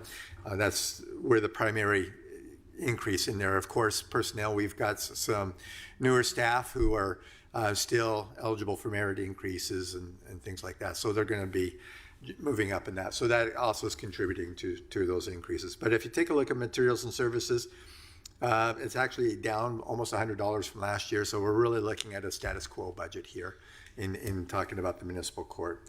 And I failed to mention, this is on page 65 of your budget document. In talking about the activities, the municipal court is a very busy and vibrant court or department. They manage the record and cases. They manage the docket. They issue the subpoenas. They manage the jury panels, prisoner management, collection management, driver license suspension coordination with DMV, just to kind of name a few of their responsibilities. Some of the achievements so far this year, and this is only based upon 3 quarters of the year. So far through 3 quarters of the year of this year, they've handled over 1,000 crimes, almost 250 traffic crimes, over 2,700 traffic violations, and over 900 non-traffic violations. And for a small staff of 3.5 FTEs in the clerks, that kind of workload is pretty substantial. And like I said, that's only 3/4 of the year, the stats on that. So goals, they continue to transfer court records to Laserfish for ongoing maintenance and retrieval with integration with the court software. This just makes things a lot more manageable and efficient in their operations. We also happen to have a stockpile of old case records that are in the Public Safety Center that we need to also manage and take care of. And so we're going to renew the focus on managing those case files in compliance with records retention laws. And so they're working in coordination with Amy on those things, and we're trying to get that all taken care of and wrapped up as well. Any questions about the municipal court? Yes, Jeffrey. Do I need to go on record that I am in agreement with the proposed budget, even though I just got a jury summons? Yes, unfortunately, being on the budget committee does not exempt you from that jury summons. Sorry. Are we seeing an increase in municipal court cases? We saw over the last, it started 2 years ago, the very tail end of that, to where caseloads were going up substantially. They were very substantial increase last year. And this year, what we're seeing is not necessarily to the same level as it was last year, but getting pretty close to the same level as this current year. So yes, it's much inflated over prior years. In the last couple of years, we've seen dramatic increase in the caseloads. And the new software's working well? Didn't we put some new software in a couple years ago? Not directly in the court. We've been operating with the same court software now for 12 years, 12, 13 years or so. Seems like it. But it's always getting upgraded and updated and so forth. So we do work on some things like e-citations and other things like that to help provide some efficiencies and so forth that are going on it. Any other questions? All right, thanks, Ron. Chief.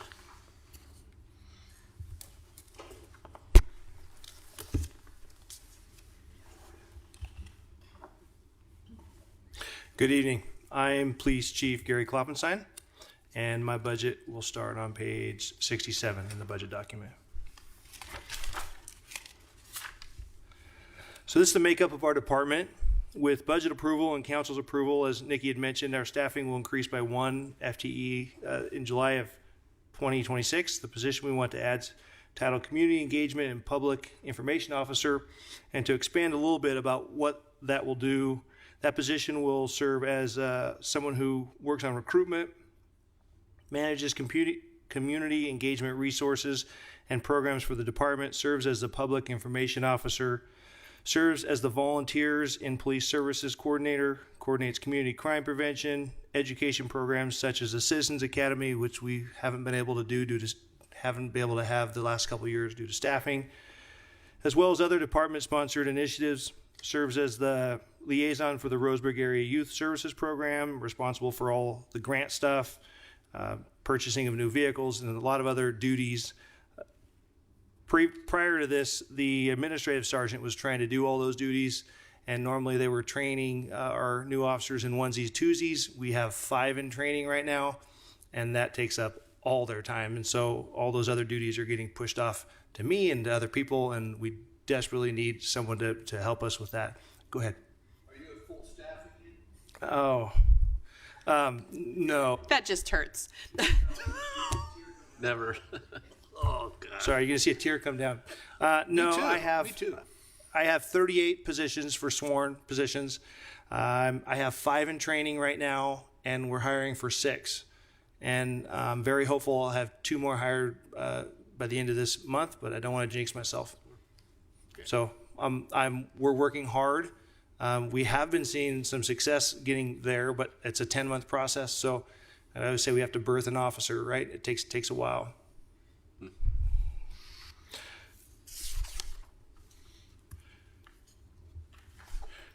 Personnel services are going to increase by 5% from a little over $8.5 million to about almost $9 million. Salaries increased by 4.16%, and benefits increased by 6.05%. Materials and services has an increase of 7.31% from last year. The increases are mainly in the area of dispatch and jail. Those are a flat 3%. And then the technology, support, and maintenance line item is increased primarily due to council authorized purchase of Axon Aris. Axon Aris, for those who don't know, you take our body cameras running when we're on a call, it records it. Axon Aris transcribes all the words that are spoken verbatim, and then using closed AI software that's proprietary to Axon, it generates a police report for us, a really good police report for us. So it's super beneficial, and that was costly. And I figured if I didn't mention that, Jeff was going to ask me. You are correct. The chief, you said the dispatch fee. I'm sorry, Dispatch fees and the jail. Jail fees were a flat 3% increase. 3% increase. Okay. Yeah. And those are big line items, so that makes for And is that based on the number of calls that the Roseburg PD gets versus the sheriff's office and those others that are dispatched? So we had a bunch of committees a couple of years ago, and we were really working on what was going to be fair. I shouldn't have asked. And they came up with a base formula, and then from that formula they just left it, and they've just been doing increase off that formula.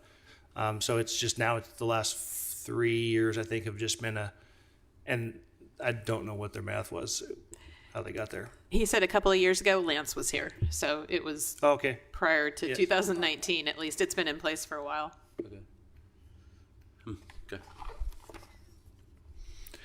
Total police budget had a 5.37% increase from a little over 10 million to 10.7 million.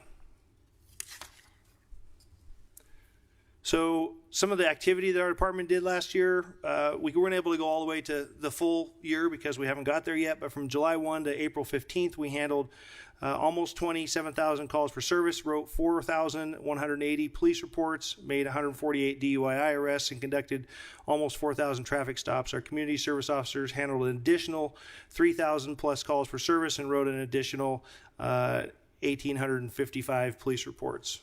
So they're very, very busy. Achievements, we hired 4 police recruits so far this year. Like I said, this FY, I hope to hire 2 more here, hopefully, real soon, and we have a couple more in the background process as well. So we're hopeful. We developed a drone program which increases officer safety. We purchased Axon Aris, I just spoke about, which greatly reduces report writing time. We participated in community events such as Shop with a Cop, Tip a Hero, Heroes Day, Coffee with a Cop, as many as we can. Our goals are simple. We want to increase employment levels to get fully staffed, which can enable us to fill temporary duty assignments such as our traffic unit and detectives. And we want to continue to evaluate and improve response to the unhoused and camp cleanups. I'll be glad to answer any questions. Go ahead, Jeffrey. I personally use closed captioning on my television for a lot of stuff. And I read it as well as hear it, and the translation, if you will, whatever it is that they're using for voice recognition software is less than ideal. How accurate is the one that we've purchased now? It feels very spot on. I'm not the person that actually is boots on the ground that's doing it, so I don't get to see it. Regardless of what it writes, our officers have to read it. They put what's called an Easter egg in it, so you'll have all the stuff that you want to have, and then all of a sudden there's a sentence that says the blue cow jumped over the moon, and well, you should be reading enough to at least catch that, right? And so they read everything, and then when they accept that is their narrative, and that is what they have. So, and sometimes for style reasons, things get changed a little if you really want to work, but it's very accurate. I found it. I personally did a couple reports and found it very, very accurate, like spot on accurate.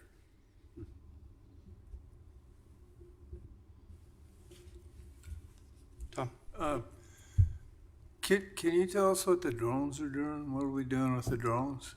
Drones are our kind of our eyes in the sky when we're having. The other day we had a search warrant on a male that we thought was going to be armed, and he came out of the back of the house, and it was an area we couldn't see. We had the drone up above. It's looking down. The drone operator is able to view it and tell the officers, hey, he's coming out of the house. He doesn't look like he's armed. He's walking down between the two houses. And so those are the kind of things that we're able to use those on where we wouldn't know otherwise. And so it's just providing so much more real live information for us to have. Along the riverbanks to see if people are dug in or anything like that? Yes.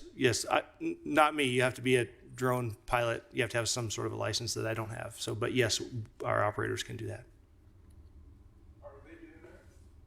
I don't know. Is that happening? Are we using drones to look at the riverbanks? I don't know I don't know if they have or not. They've been out. It's a new toy for them, so they've been out playing. So I would imagine they have, but I can't speak to that.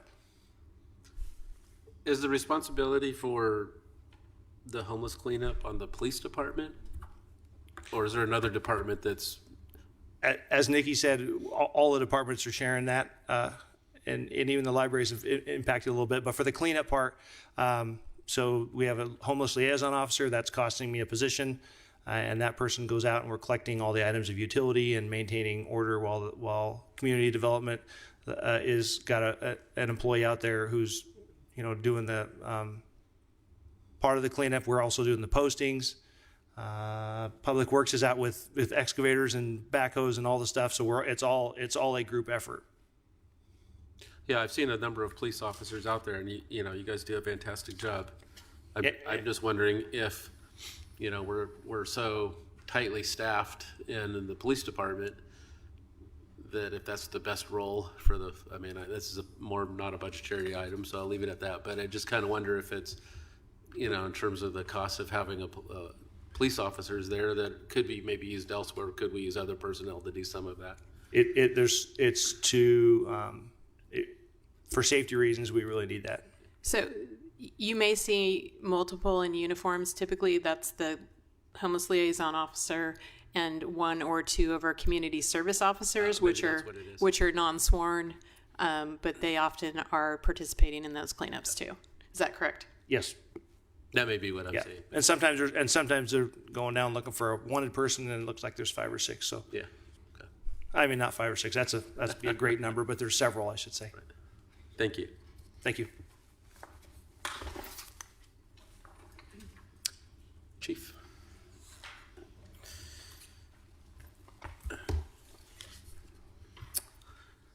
Good evening.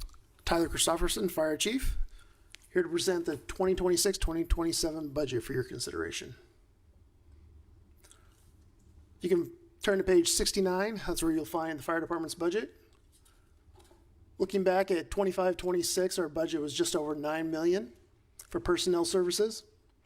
For 26-27, we're looking at $9.4 million, which is a proposed change of 4.17%. We have 43 full-time employees, which is no change from the current year. So we're sticking with the same number of employees. On the other side, materials and services for 25-26, we had $743,000. For 26-27, we're proposing $771,900, just under $800,000. This is an increased change of 3.88%. Some of those categories include vehicle maintenance, increase in utilities, increase in safety clothing, and our dispatch fees. Looking at the pie chart there, how it's broken down, total operating budget of $10.18 million. Materials and services breaks down to 7.58%, and the remainder is 92.42% for personnel services. Total department budget from last year at just under $9.8 million. Proposed this year, $10.18 million. That's an increase of 4.14%.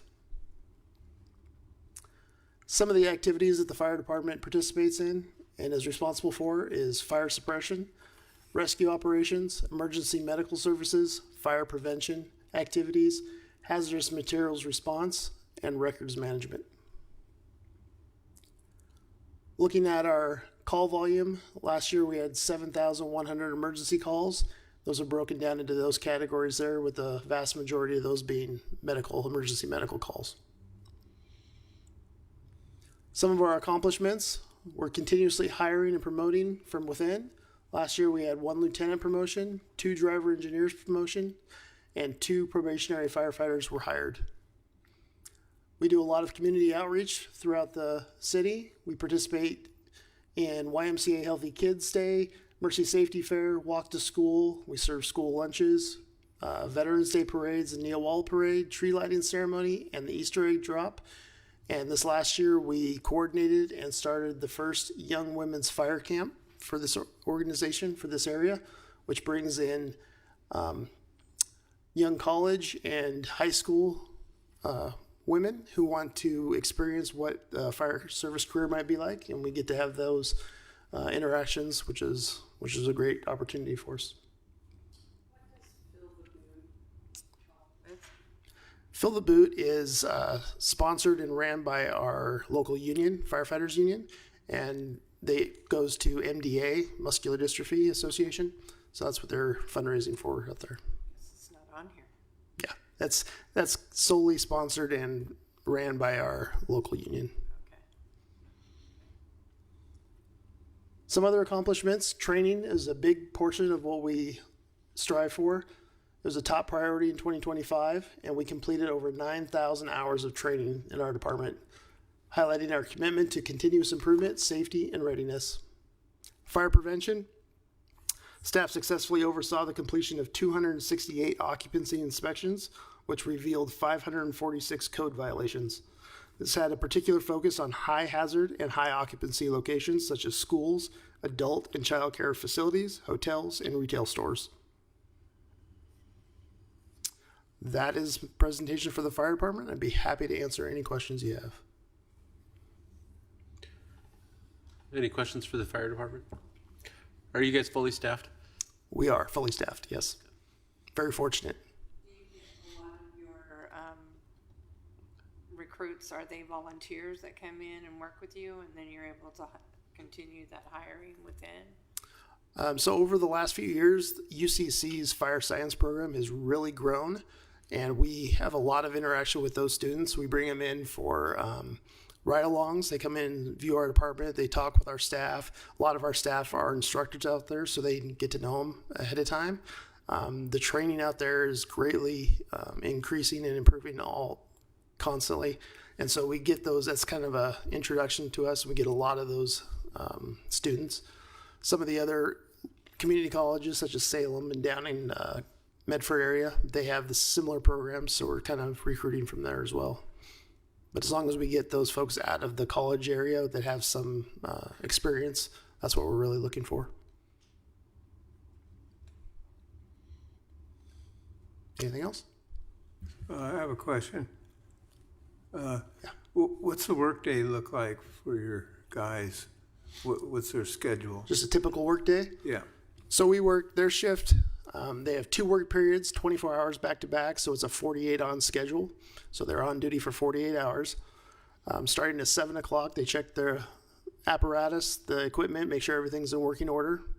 Then they go up and they do a mandatory workout session. They do that, they get ready for the day. Then they go down and they do training for a minimum of 2 to 3 hours a day. Most of the time it's more than that. They do that in the morning. Lunch, afternoon is the same thing. They do another session of training. They're also running anywhere from 8 to 12 calls per station per day. So they're fitting those in and adjusting schedule as needed. And then in the evening time, it's station cleanup. They clean and maintain the station and the vehicles and continue to run calls through the night. Fantastic people, by the way. Thank you. Any other questions for fire? All right, thank you, Chief. Thank you. Ron. Okay. The finish line is in sight now. It is. So this is the last department of the general fund to consider. And this is what we call non-departmental because it takes those aspects of the components of the budget that aren't appropriated in other departments and just kind of manages it all through here. So the different categories that we'll be looking at are capital outlay for the general funds located here, our transfers are located here, and other requirements are located in here. And so I've broken them down into the three. In dealing with capital outlay, we're proposing a budget of $848,034. This is a reduction of almost 46% from last year. And this is going to be broken down in two parts. Just over $798,000 for buildings and improvements, and that is to be determined. So it's not tied to any specific project at this point in time, and it's essentially the remaining balance of the one-time funds that we transferred in prior years from the ARPA funds to cover employee costs. $50,000 for equipment acquisition for general fund departments, and this will be including. We know we need a new postage machine, so that's going to be paid for.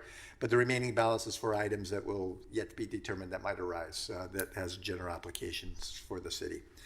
So we typically budget $50,000 a year for that.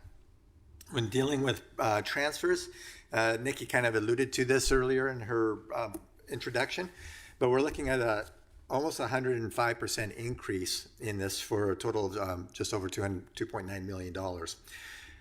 Some of it, and primarily it's because of new transfers out for specific purposes and the one-time purposes. But annually, we do transfer $50,000 out of the general fund to the park improvement. So that's no change over past years. The equipment replacement, we're going to increase it by $175,000 this year to a tune of $1.275 million. And as Nikki explained earlier on, that is to help manage that 5-year projection of capital needs of the replacement of vehicles and other things that are needed. And as we updated the need for those costs and reassessed that 5 years, we determined that we needed to adjust that transfer out up a little bit from what we have had in past years so that we could regulate that over the subsequent years. Facilities improvement is $700,000. This is an increase of $600,000. So normally we'll transfer $100,000 a year into facilities to plan for capital improvements and upgrades in our facilities and address those. But this, as Nikki explained at the beginning, we're wanting to accomplish the completion of the third floor remodeling of the Public Safety Center to provide the additional staff space, office space that is required to be able to deliver services. And so that $600,000 increase is specifically earmarked for that project. So that's the increase there for that Public Safety Center. Is that designed? It is designed. That's just offices is what. Yeah, it's designed and it is ready to go out to bid at any time. Awesome. Once we get approval. There's been a few building code updates, so there are it's been designed, bid, decided not to do it at that time. We'll have to do some updates. Been waiting to see it for years. Yeah. It's substantially designed. Substantially. There we go. Off-street parking fund, as we alluded to, it's not self-sufficient, and so it's been having to be subsidized from the general fund. And so we're proposing $180,000. So I was a little bit confused because I was looking at this year's. Nikki was correct in the beginning when she was saying $180,000. That's actually a decrease of $15,000 from what we projected for this year. So about the same subsidy from year to year on that. The opioid settlement fund. This was the brand new fund that we were talking about, and we've kind of gone through that pretty extensively, but we can go through it a little bit more. But we're looking at $757,400, transferring out those restricted funds that can only be used for opioid mitigation issues into a special revenue fund in order to be able to track that over the years. We anticipate receiving ongoing disbursements up through 2038 before all those. 38? 2038. Okay. Yeah, so it's going to be a fund that would be needed for an extended period of time here. So it makes sense to do that. Then in dealing with other requirements, we're looking at just over a 17% decrease of just over $980,000 total. Once again, insurance deductibles, we're just going to put that in as we do every year. No change here at $35,000. Other requirements of $250,000. This includes support for a sobering center, the Thrive Umpqua, the Public Safety Center third floor non-capital improvements. So all the furnitures and other thing that need to go in there, we got that accounted for in there. FSA administrative charges and other items yet to be yet to be determined. So that's just there, it's carrying on the balance there. And then the council goals, this is the remaining balance that we transferred in there, but it covers things like the Mill Street lease close to the Navigation Center, which we want to expand for some more housing pods and things like that if in the future. The porta potties and funding for council projects is yet to be determined. And that's just sort of the remaining balance coming from those transfers previously. And so that's how that's broken down. Any questions about any items here on the non-departmental fund? Right, any questions? I got one. I was wondering with the public safety center, the 600,000, when that was brought before council, wasn't the number like 300,000 for the build? I think it was 450. Is that what it was? 450? Yeah. Is that just because of material costs and everything changing, and it's been a year? Or So Ryan's got most of that information. Some of it's going to be, like I mentioned, we have to update design for current building code. There's some costs associated with that. And things have not gotten less expensive in the construction. So we tend to be pretty conservative. If that comes in and it's 500,000, we'll transfer 500,000. It's not, the transfer doesn't automatically occur just because it gets budgeted. If the project doesn't move forward, we won't transfer the funds. The estimated construction cost, with the inflation since we did it in the fall of 24 is 560,000. So the estimated construction costs for those watching that aren't is 560,000. All right, any other questions? Here, do we have a sobering center in town? Yes, we do. And so we're not going to make a new one, we're just supporting the one we have? That's correct. It's just to help support it. City does not own or operate the sobering center. We're just contributing towards its support. And that's 250,000 a year? No, the sobering center would be 50,000. It's just part of that 250,000. Okay. So the sobering center, along with Thrive on Quad, the third floor improvements and so forth, all that combined is making up the 250,000. Do we know who operates the sobering center? Adapt operates the sobering center. Okay. They do put out statistics about where clients are brought from, and RPD is the highest utilizer of those services from outside agencies bringing them in. The last stats that I've seen, we are the highest utilizer. Do we know what their budget is? Not off the top of my head, but I think it's in the. I wouldn't be at all surprised if it's up around $1 million. Oh, okay. And the 50,000 that we're projecting to contribute is the same amount that we've contributed over the last several years. So no change there. Right, any other comments, questions? Then let's looking for a tentative approval of the general fund. I move to tentatively approve the general fund. Second. Okay, first and second, any discussion? Those in favor say aye. Aye. Opposed? All right, motion carries. Before we go on to the next one, as we're just moving along, but it's been a couple of hours, so you want to take a 5-minute break? Thank you. Okay. Oh, on hold for 5 minutes.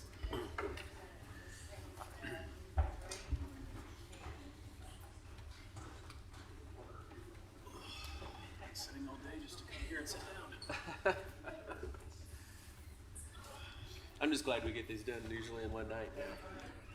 I've done it one time, it was like 3 nights. I was thinking myself, the first time I did this, a couple of nights, and I think the year after was when they was like, hey, why don't you just ask us your questions before? Yeah, works so much better. Yeah, we just ran into, there was 1 year where the city council, one of them, we were spending more than we were bringing in. So we were spending down the city grounds from the previous year. And just didn't like it. We should only spend what we're bringing in. We didn't do that. And so we went through like 10 motions. Trying to get the general fund approved. Had to take multiple breaks to try to negotiate, get something going. You know, I kind of chuckled at when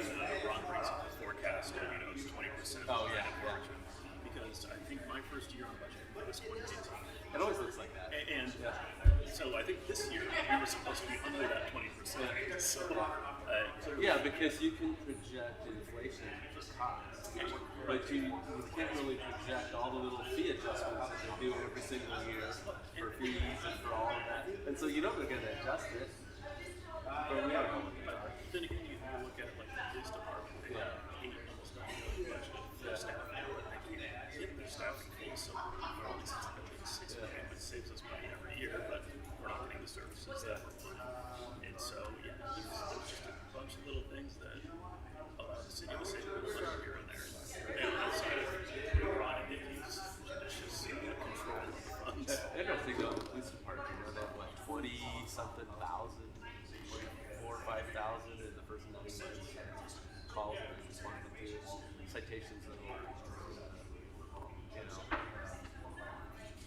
seems like it's about 450, 500 people or something there, so way under 4,500 or whatever it was total in that time. So, you know, you're only citing less than a quarter maybe.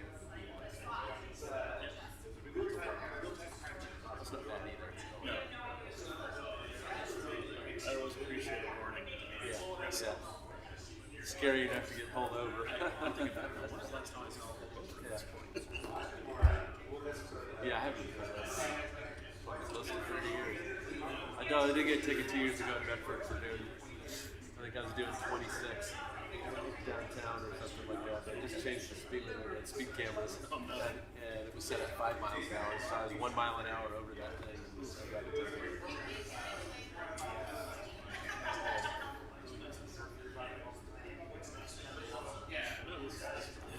This meeting seems to be going pretty smooth. This is about to be quick, so. Clock's already through the channel.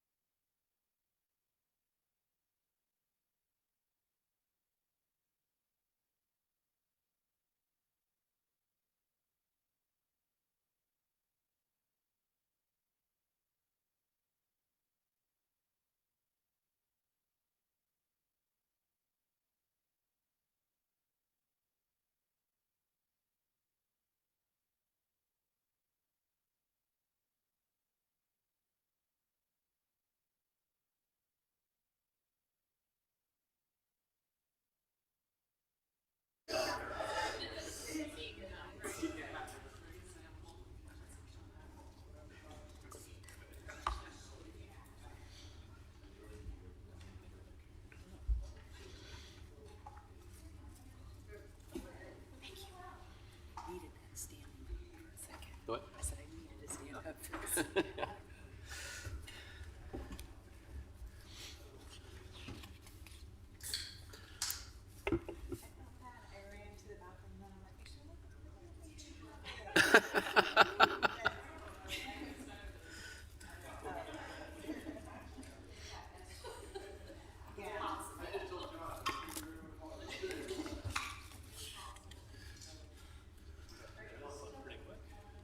Yeah, that was fantastic. All right, so we're flipping the tab over to special revenue funds, which brings us back to Ron. We had a couple there.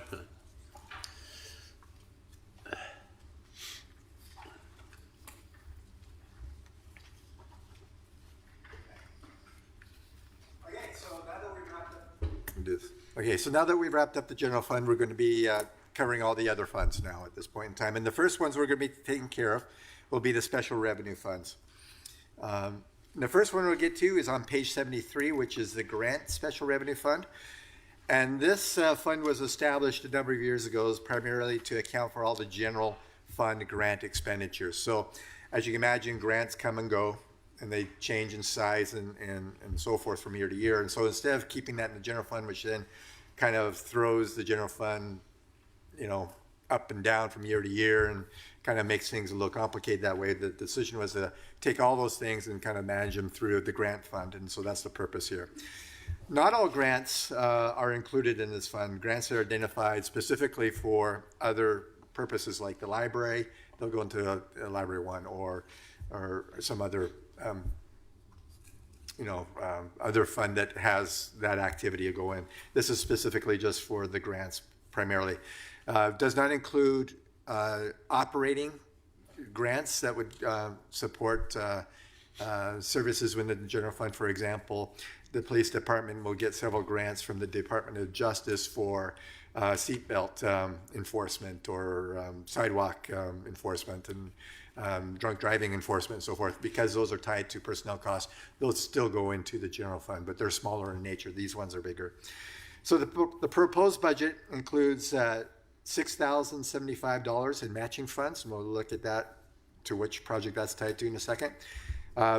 There is no requirement to transfer any general fund monies in here to support the grants this coming year.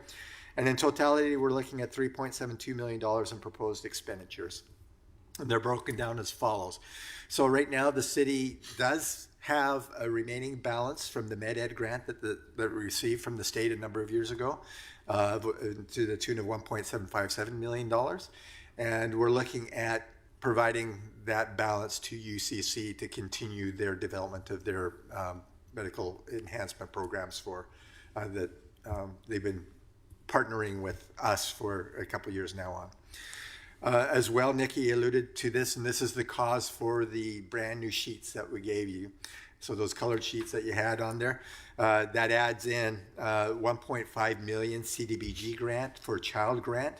This is a capital outlay item, and so it is attached in that location. Also, we'll be receiving $400,000 from the feds through the Housing and Urban Development through a CDBG grant for housing rehabilitation, and so that's budgeted. We have a bulletproof vest program that is supported through a 50-50 match from the Department of Justice. The total of that project is $12,150. We're getting $6,075 from the feds, and then we have to match it with our own funds. So that was what I was alluding to earlier. Prior to the attachment of the child care grant, we were just going to have $50,000 in the capital outlay as a placeholder, so to simplify things should there be something that came up during the year. But combining the two there, then they both go together in the capital outlay. Any questions about the grant special revenue fund? Not necessarily a question, but I think I might have to declare a conflict for myself on this one. I'm currently employed by the nonprofit that's in the subrecipient for the housing rehabilitation CDBG. Mm-hmm. So, is that a problem? Well, I don't think it's. You can correct me, Nikki, but I don't think it's not a conflict of interest unless you can personally benefit, right, or potentially benefit. So I think it's what we would call a potential conflict, not an actual. Yeah. Is potential the right word? Potential. No, it's potential. Yeah. You just declare So- a potential, and then you can continue to vote, I think, right? All right, sounds good. Yes. And Alex, do you want to do the same? So do I just declare a potential conflict of interest? Yes, because Alex is actually managing this grant program, but his job is not dependent on this grant going forward. And they both work for a nonprofit, which is not a business, and they do not get any personal gain from delivering these programs. Correct? Yes. Correct. Correct. Thank you. Yep. Point of interest more than anything else, what is it? Bulletproof vest costs these days?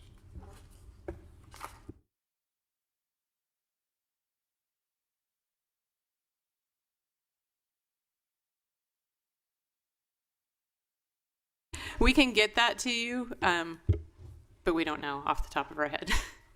I'm just wondering how far $12,000 is going to go. Do you Is it know? gonna Do you know buy how many? He's 2 or 50 or what? he will get that answer. Thank you.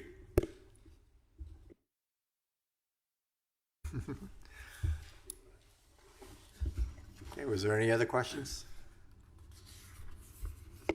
Okay, seeing none then. If you turn to page 76 in the budget document, you'll come to the Hotel Motel Tax Fund. This fund is set up to account for the 8% city transient lodging tax, which the city imposes upon our hotels, motels, and Airbnbs and so forth. Of course, tax revenue is based upon the economic activity that we're seeing within our community. And so right now, based upon our historical trends and what we're seeing currently within the last couple of years, we're projecting to receive about $1.46 million. The current economy has significant impact on the lodging industry, of course, on that, as I just mentioned. The revenue allocation, this is an interesting one, is actually determined by a section of our municipal code. So in Roseburg Municipal Code 9.16.170, it actually provides this formula and how these monies need to be dispersed. So once the tourism revenues are calculated, 57.25% of the tourism revenues stay within this fund and are to be used for that purpose, for tourism promotion. However, 32.89% needs to be transferred out of this fund to the Street Lights, Signals, and Sidewalks Fund, and 9.86% needs to be transferred out to the Economic Development Funds for purposes in supporting those activities in those funds. And like I said, those are spelled out by ordinance, by municipal code. Tourism portion, and when you break down that portion, $720,000 is for supporting the destination marketing organization, which is with our vendor on that, and $375,000 for city commission and other projects as that might come up, in which the city might want to sponsor a tourism promotion activity on its own. Those funds are allotted for that. Any questions about the Hotel Motel Tax Fund? I have a question. Has the proportions of those monies been allowed to change with a recent state law? And what are those changes? So the answer is no. All that change in statute was for tax that was either established or increased after 2003, and all of our hotel motel tax was established prior to that 2003 change. So there was legislation coming that was going to dictate certain things. The city added, I think, an additional % that year, but it was prior to that implementation. So I'm sorry, that's a very long no. Ours are not impacted by that change in statute. Didn't the state act on that recently? They did for any hotel motel tax, transient lodging tax that was enacted 2003 or later, and ours are older than that.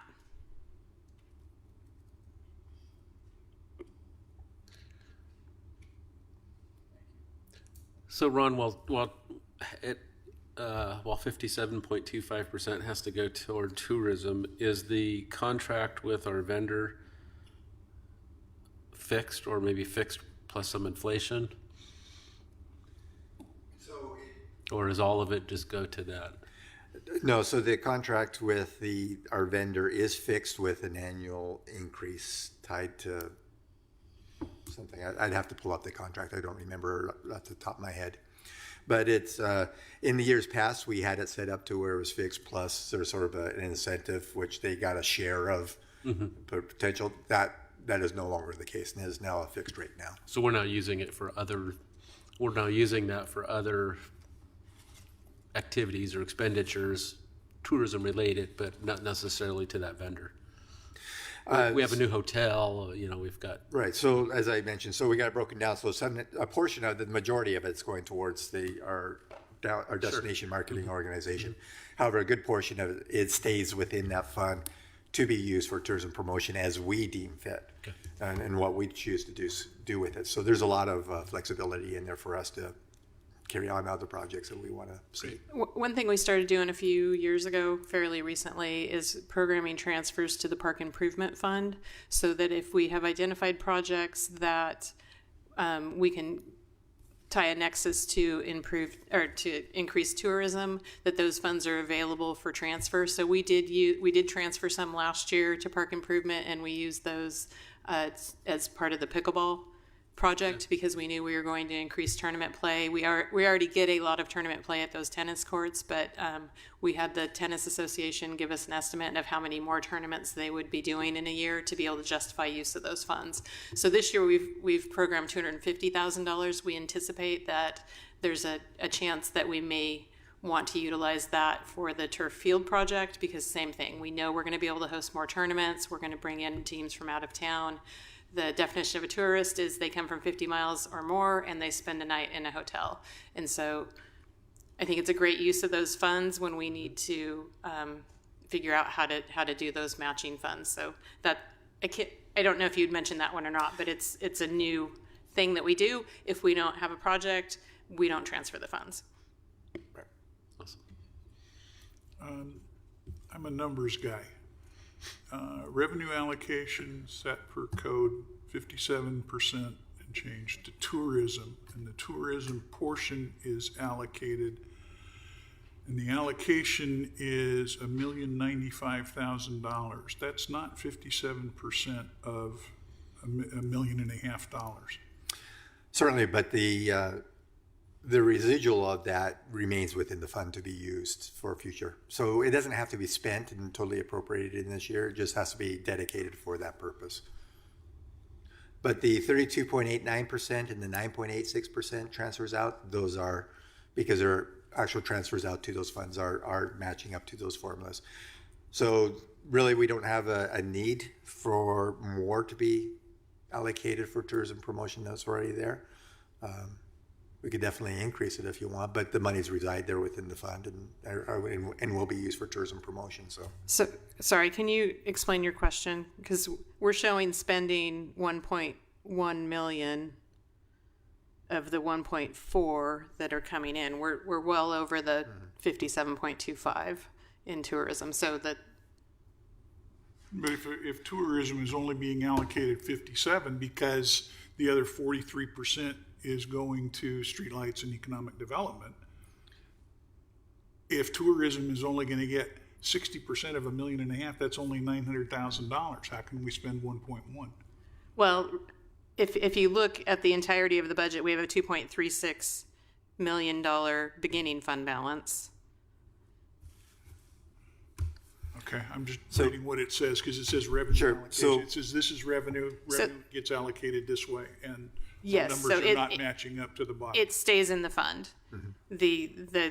The other transfer out of the fund to streetlight development and economic development. So the entirety of the hotel motel tax fund is dedicated to tourism. So Jeffrey, maybe this might be helpful. So the tourism promotion, which is being presented up here on the slide, is being broken down under materials and services. So we have the $727,000, which is the contracted services tourism, which is the one contract here. The 375 comes with the tourism promotion, the VNC local events above it in materials and services. And so that's being what's reported there. Nikki alluded to this, and it's not on this slide, is a transfer to park improvement fund of a $250,000, which would also be tourism promotion, whatever that transfer amount would be. So you would take the $720,000, $375,000 plus another $250,000 totally would be being utilized towards tourism promotion.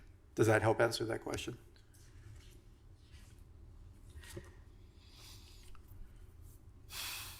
It looks to me that down on the bottom there, it says the tourism portion is allocated, and we are allocating 1.1 million. How does that leave 40% of $1.5 million for the other two, streetlights and economic? Because part of those transfers which is exceeding the 57.25 is from prior year allocations and reserves that are dedicated to tourism promotion. And we're not just taking a look at one focus year when we're talking about tourism promotion. A lot of these monies have been reserved from prior years and are being utilized now, even though they've been there. I would ask that next year you maybe revise some of the wording, because the way it reads right here, the numbers don't work. Okay, thank you. Any other questions?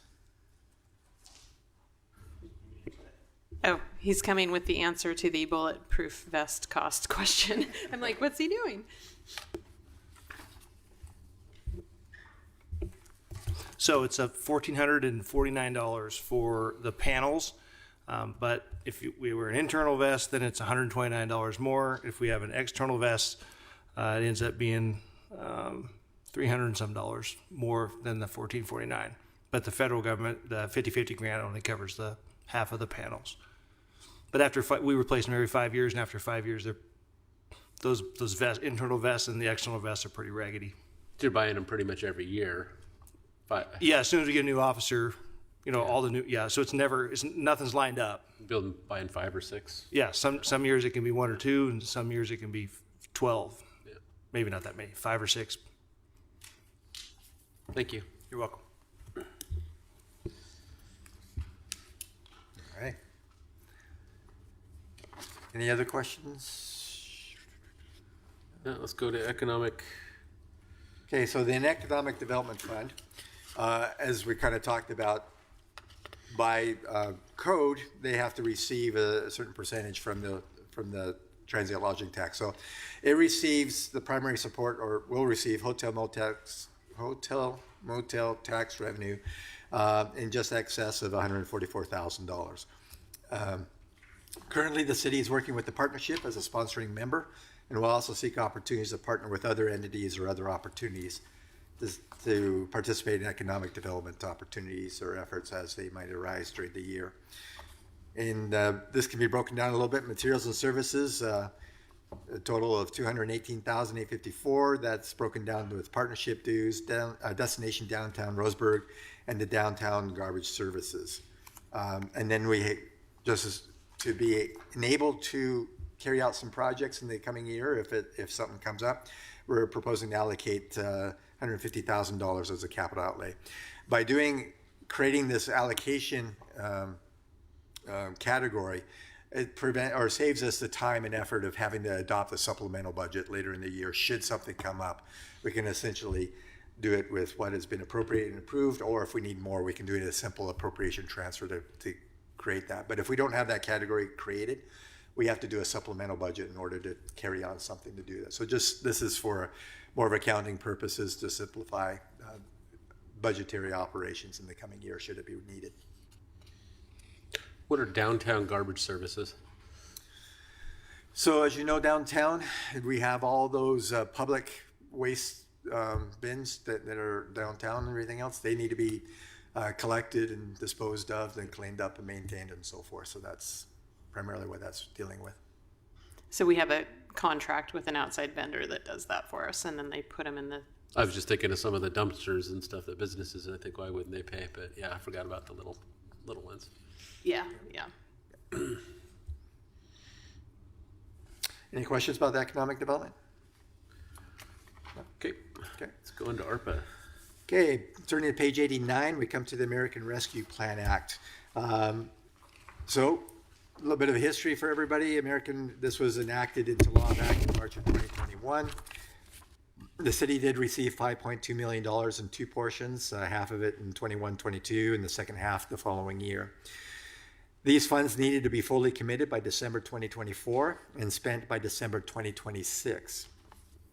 We're glad to report that all funds have been fully expended and all projects are wrapped up, and reporting to the U.S. Treasury is now completed. And so we no longer have any requirements around tied to these funds. So it is proposed in this budget to close out this fund, and the residual funds, which are from the interest earnings that accumulated over the period of time, to be transferred to the general fund, which is how the Department of Revenue stipulates that needs to be handled when we are closing out a fund. So basically, what's there is just transferring out all the residual assets into the general fund and closing out the fund. That's all we're doing here. Any questions? All right. Now it comes to the new fund, closing out one but creating a new one. So this is, we've talked about this already fairly significantly, but we're going to create the opioid settlement fund. And this city became a party to the state settlement agreement back in 2022, and we started receiving the settlement funds a little bit thereafter, and we've been receiving them in the general fund. But the important thing is that we need to remember these are restricted use funds. They're limited, or restricted for only mitigation efforts related to opioid impacts on the community. And so if we were to spend what we brought in a given year, that's okay. It's not a big deal, to bring them in. But when we remember the general fund is set up to manage the unrestricted funds, and then we're throwing in restricted funds into that, and we're not spending it in the same year and everything else, then we've got some of the accounting issues that while it can be managed, it's not the best way of doing things. And we're going to continue to receive these funds all the way up through 2038, these settlement funds. And so what we're doing is we're saying, hey, let's move them out, create a special revenue fund, track it so we can monitor this and track it and be able to report on it more efficiently, and it's much more transparent, and it doesn't artificially inflate the balance of the general fund, which it can't be used for anything except for this. So it makes sense to pull it out. So that's all what we're doing here. And as mentioned previously, what's this, page 91? I got to jump here a few pages. Forgot to add what the total is. We're looking at a transfer in from the general fund of that balance of $757,400. That's what's been accumulated for the last couple of years. Is it $125,500 every year till 2038, or is that number change? It will change because some of those settlement agreements will be completed prior to 2038. Mm-hmm. But the longest one that goes out goes until 2038. So it will vary from year to year. It is right now the greatest disbursements are in the early years, but then some of them will fall off, and while others continue. So they're still signing new agreements. Yeah, I think I got one last month. So yeah, I always thought it was just one, but I didn't realize it was a bunch. Yeah, it's a bunch of them. Some of them paid the first 3 years in a lump sum, so it was a little front loaded, but we don't really have any way of knowing. We get these new settlement agreements and we find out then. So I can't. We do have the allocations for the known ones that we've already got. They spell out how much we'll get each fiscal year and play out. But as Nikki said, we get some new ones and stuff. Walmart or something. We got a new one last month. So yep. Yep. It feels sort of like those franchise fees, the telecommunication companies you never knew existed until you put them in place. Keep rolling in. Yeah. Okay. Any other questions about the opioid settlement fund? Okay. And this just breaks it down. So the transfer into the general fund, I should have turned the page. I didn't have to look it up in the book. So we got the transfer of the general fund of the balance settlement funds to be received. We're projecting of that. Materials and services in the breakdown. We had the question, what is that $400,000 for? We don't know right now, but we need to have it appropriated. So as we determine how to spend these funds, we can do it without adopting a supplemental budget. Same thing with the capital outlay, $100,000 for that. So is that basically for equipment and stuff, or are we actually gonna acquire or utilize a specific building for that? Because it says building and improvements. right, that's the capital outlay category that we're using, or just assigning to it. We don't know how we're going to spend it right now. So we just needed a capital appropriation to be doing capital expenditures. Likewise, materials and services. So we have not spent much of this money. It's in a lot of ways been our savings account in case the state funding for the navigation center fell through, that we would have a way to continue operations. Ron mentioned earlier we leased some additional property next to it, and we're looking at options to add more pods onto that adjacent area to free up some area in the navigation center so more service providers can do that kind of work. We're in a pretty tight space in there, so not necessarily adding beds. I don't want to add that expectation, but changing how the space is utilized. And so that's the likely place that something like a capital improvement may come, would be doing the groundwork that we need to do. And but until we have people living on that space, we can't say that we're offsetting opioid impacts. So it may be buying pods, it may be things like that. But that's sort of our main thoughts of where we might be able to utilize those funds. We also have nonprofit partners that are impacted by opioids that their funding is really, really dropping. And so we may be asked to help them continue through. We don't know yet, but those are the things just to give you an idea what it could be.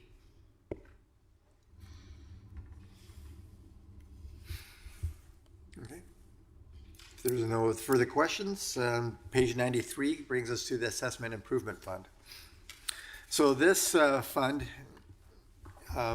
is set up a number of years ago to finance construction of LIDs, or local improvement districts, and finances derelict building mitigation expenses.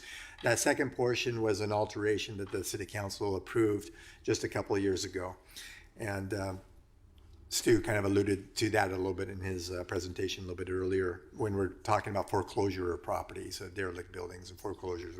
We can track that through this, and then it gets once we do the improvements and we place it back on the open market and it gets back on the tax rolls, then this fund gets reimbursed, essentially made whole from those expenses when those properties get resold back on the market. But this was set up to eliminate the bank financing costs for LIDs, to benefit property owners sharing project costs. 2.01 million is our projected beginning fund balance. Of this 1 million, we're proposing to be set aside for the management of a potential local improvement district. Just to inform everybody, right now there isn't one identified. We haven't been approached to set up one. But should that occur during the year, this makes that appropriation available so that that activity can take place if it need be.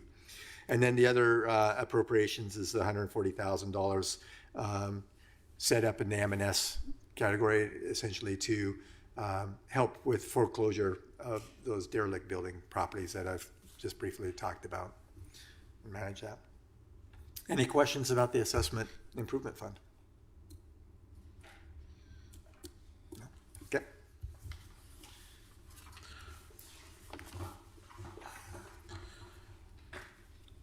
We're at streetlights and sidewalk. If there's anybody online still, I really want to pay attention.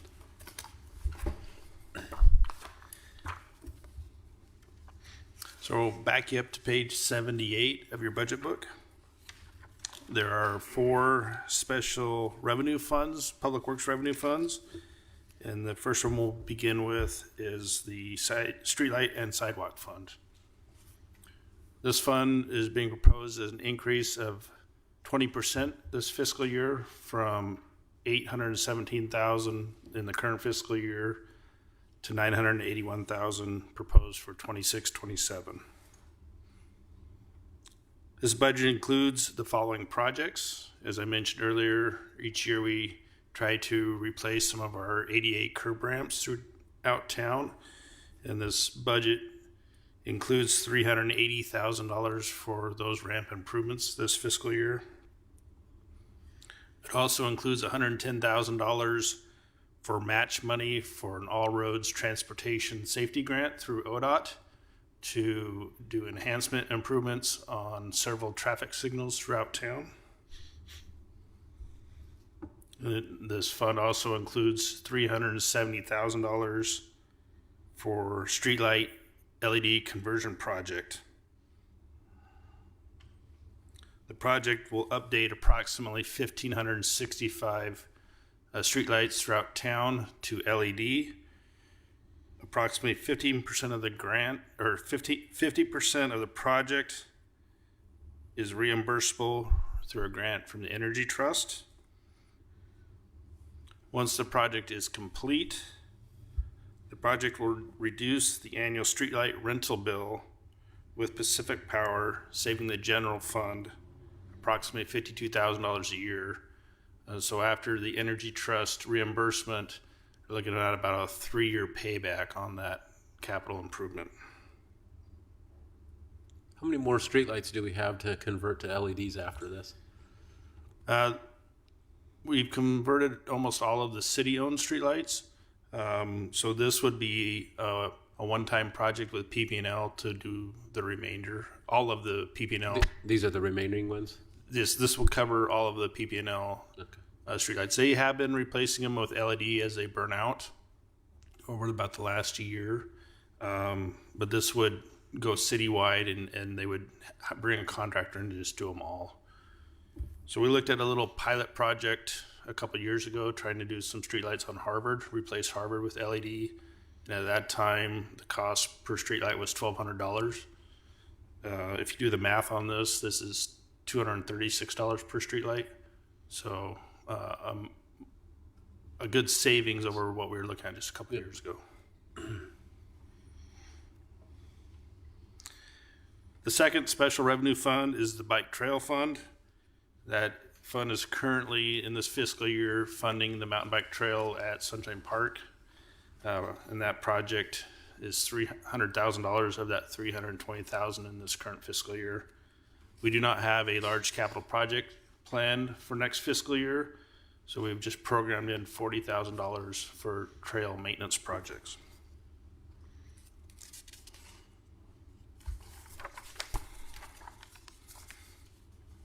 The third special revenue fund, beginning on page 83, is the Golf Fund. The proposed golf fund is decreasing by 28.9% to $48,575. And the big reason for this decrease is we do not have any large capital improvement projects planned for the golf course. I do have a budget in there of $15,000 to take care of unforeseen items that may come around, but we are not anticipating anything at this time. And the fourth special revenue fund is on page 95, and that is the Stewart Trust Fund.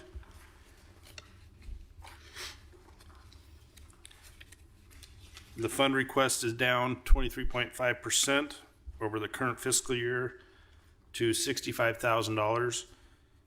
The $65,000 includes $15,000 for improvements to Legion Field, which we budget annually, and $50,000 potentially for the Fir Grove multi-use field project.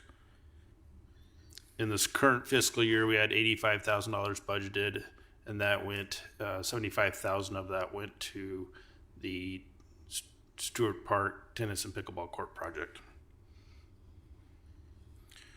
The Stewart Trust Fund has contributed over $1.2 million to improvements in Stewart Park since it was established in 1974. Are there any questions on those four funds?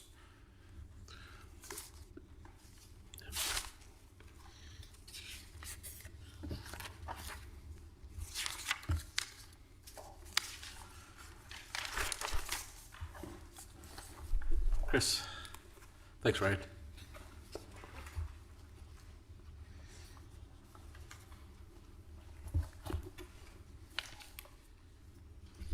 The Library Special Revenue Fund starts on page 87. That fund was created to account for grants, donations, and memorials that are restricted for library use. Every year we identify grants that support projects we want to deliver and then budget accordingly. We've budgeted $288,000 in revenue. That includes a beginning fund balance of $134,132. We do carry over from year to year. We've budgeted $154,000 in grants, donations, and interest income.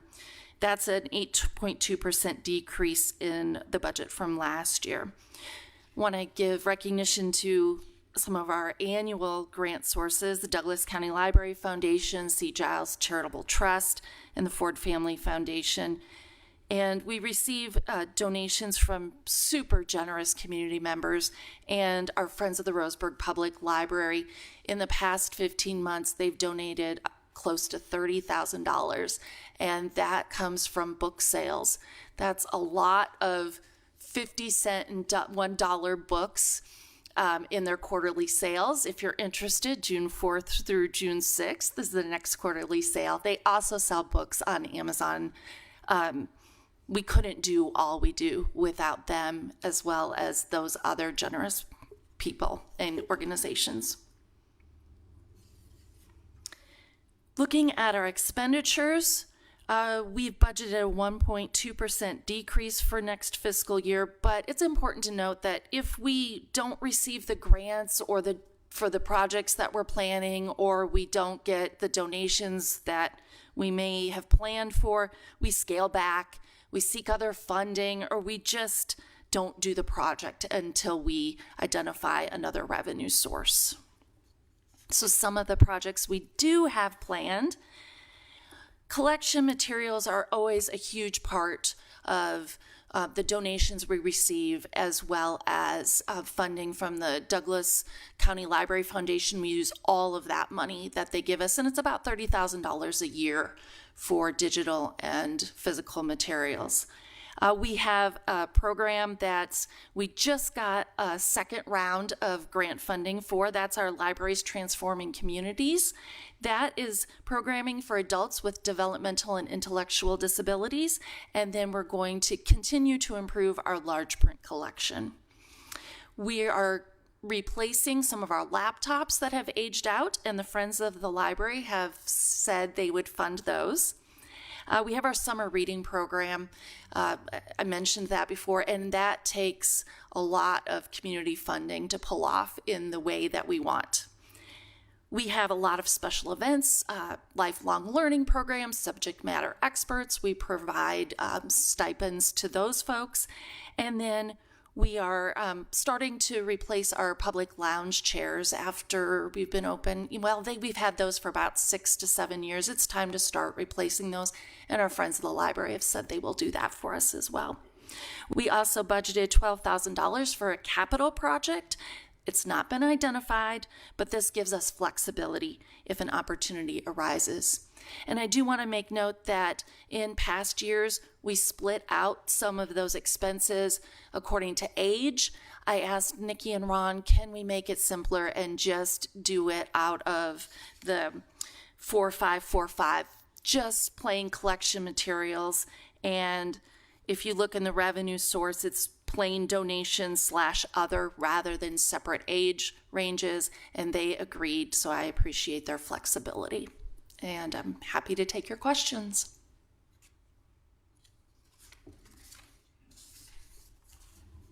Thank you, Chris. Thank you.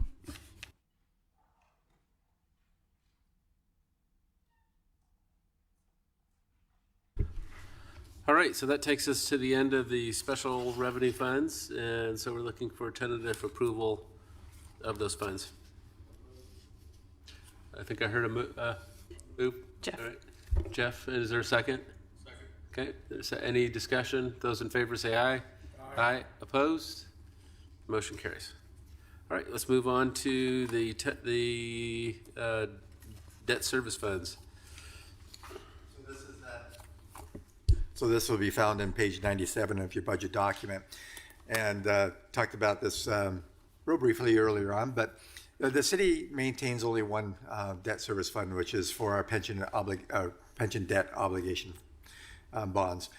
And these were issued back in 2013 as part of a strategy to reduce our costs associated with that. And particularly at that time, we had an unfunded actuarial liability due to transitional costs when we became part of the pool. By financing that, essentially issuing bonds to pay that off at the time, we were able to knock off 4.25% off of our employer rate. But we replaced that by a self-imposed 4%. So we got a quarter percentage savings there. But over 15 years, it was projected to provide the city a savings of $1.041 million.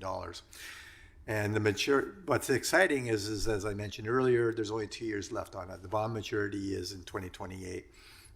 Principal and interest due for this coming year is $612,456.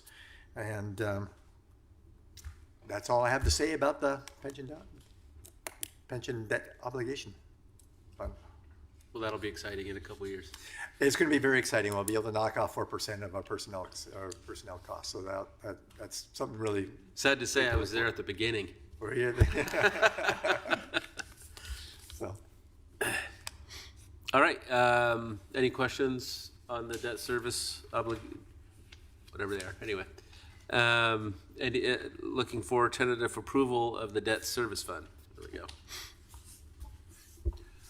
Move to approve the debt service fund or recommend it to the full council. Second.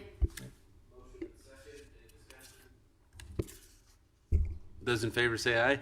Aye. Opposed? Motion carries. All right, on to the capital project funds. Okay. So on page 106, in that next tab, we'll come to the equipment replacement fund, and we've already kind of alluded to this fund previously in a few different occasions tonight.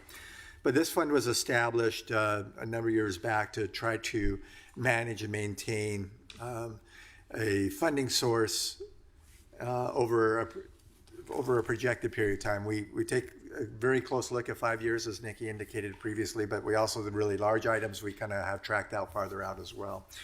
And so our efforts are try to maintain as best as we can sort of a smooth annual transfer from the general fund for the replacement of known needs to replace our capital rolling stock vehicles, fire trucks, police vehicles, and trucks, and for the public works and parks and so forth, and all those type of things are managed through this in a way to kind of provide some regulation and avoid large year fluctuations within the general fund. So this year, proposed expenditures just exceed 1.9 million.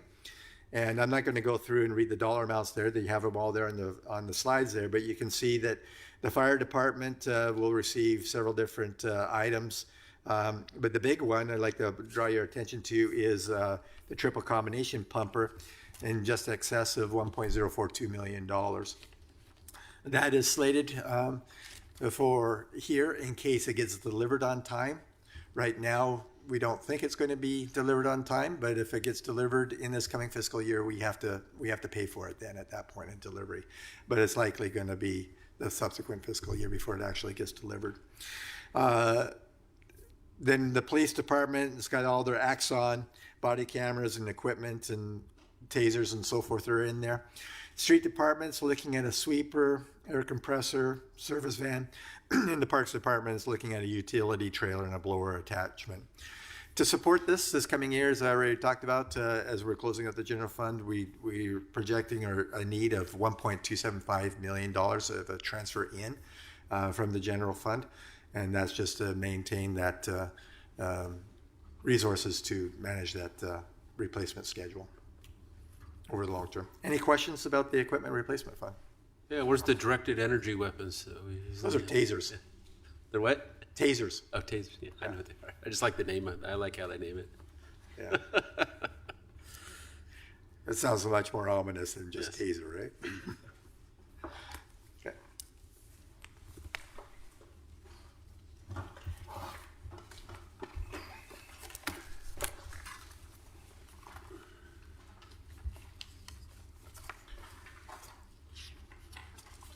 Now we'll go through the 3 Public Works capital project funds, and we'll begin with the Transportation Fund on page 99. We have a projected beginning fund balance of $6.248 million and a fund request for this fiscal year of just over $4.4 million. Revenues for the upcoming fiscal year are estimated at just over $4.5 million. And those revenue sources are franchise fees, federal surface transportation block grants, which is approximately $300,000 each year and is based on our population. System development charges, and all those remain fairly flat. We are anticipating a 5% decrease in gas tax revenues, and that's about $90,000 reduction. Proposed material and services for this upcoming fiscal year is $1.688 million, down $114,000 over last fiscal year. The reduction is due to an engineering contract that we had in the current fiscal year that we will not have in the upcoming fiscal year, and that is for our 5-year pavement management plan. So we'll be wrapping that up, and we won't have that expense in the upcoming fiscal year. The materials and service budget also includes $200,000 for our annual slurry seal program for maintaining residential streets. The proposed capital budget in transportation is $2.717 million, and this is up $690,000 over last fiscal year. The projects identified for the fiscal year are a grind and inlay on Southeast Stevens from the south city limits to Brockway. And we will plan on budgeting the following fiscal year to go do a grind inlay from Brockway to Oak. So Southeast Stevens will be resurfaced over the next 2 years. Is Southeast Pine being done with the water improvement? I noticed they had a big trench and... Just trench resurfacing on that project.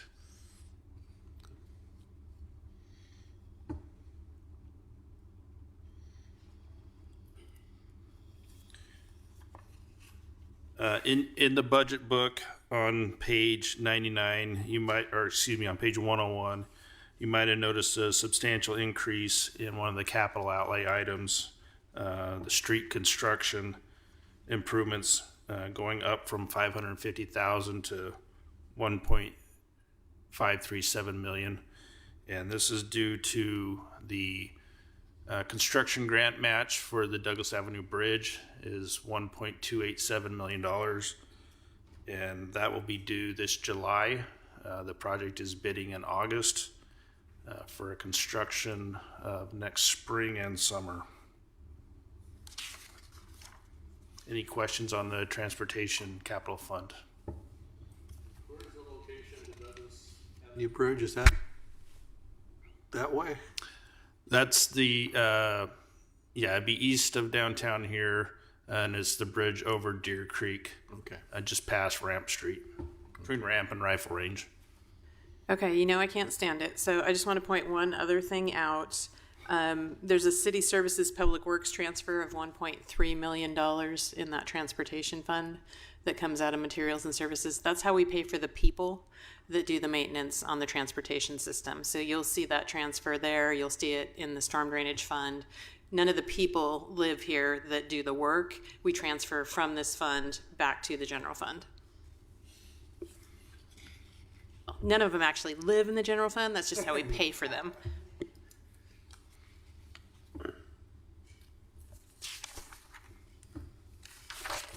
The second capital fund is our Park Improvement Fund, and that begins on page 103 of the budget book.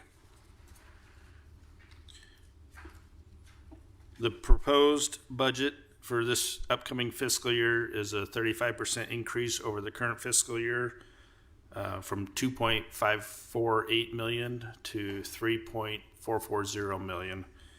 And that increase is due to the proposed Fir Grove multi-use field project. Funding for the project will largely rely on grants and a successful fundraising campaign. That project is estimated at about $3.2 million. In this fund, there's also $150,000 included for the Stewart Park Master Plan update. That plan was developed in 2000, so it's due for an update. Any questions on the Park Improvement Fund? Jeff? What kinds of activities are in donations that are special fundraising for specific purpose projects? I don't know. What kinds of things are we doing? So if you look at, that would be the fundraising for the turf fields. So United Soccer Association is getting ready to start a fundraising campaign, and that would be a substantial goal. It'd be hopefully they get that, but budgeting that 1.1 million from that fundraising campaign.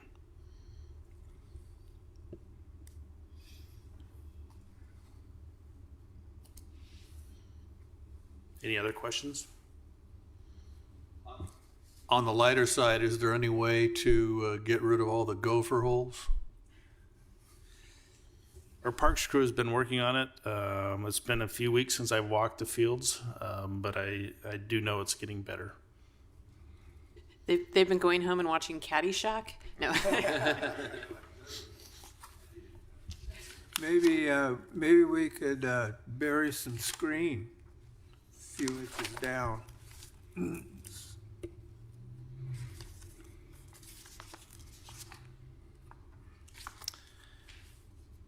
The third capital fund is the Facilities Replacement Fund, beginning on page 111 of your budget book. And this one's been talked about a little bit earlier. Ron's mentioned it with some transfers from the general fund. There's a beginning fund balance of $383,000. The fund request for this fiscal year is just over $779,000, up 121% from the current fiscal year. The capital projects this year focus on a re-roof of City Hall, estimated at $90,000, and a completion of the third floor of the Public Safety Center, and that's about 2,000 square feet of that third floor of that building. As we mentioned earlier, the construction cost estimate for that project is currently $560,000. Programmed in $40,000 to review the plans for the two building code revisions that have happened since we completed the construction plans last, as well as some construction management assistance if we are successful and construct the project. Any questions on the facility capital fund?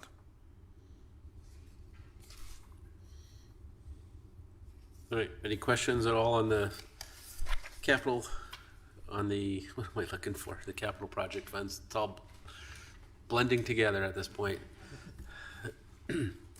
All right, so looking for a motion on tentative approval of the capital projects funds.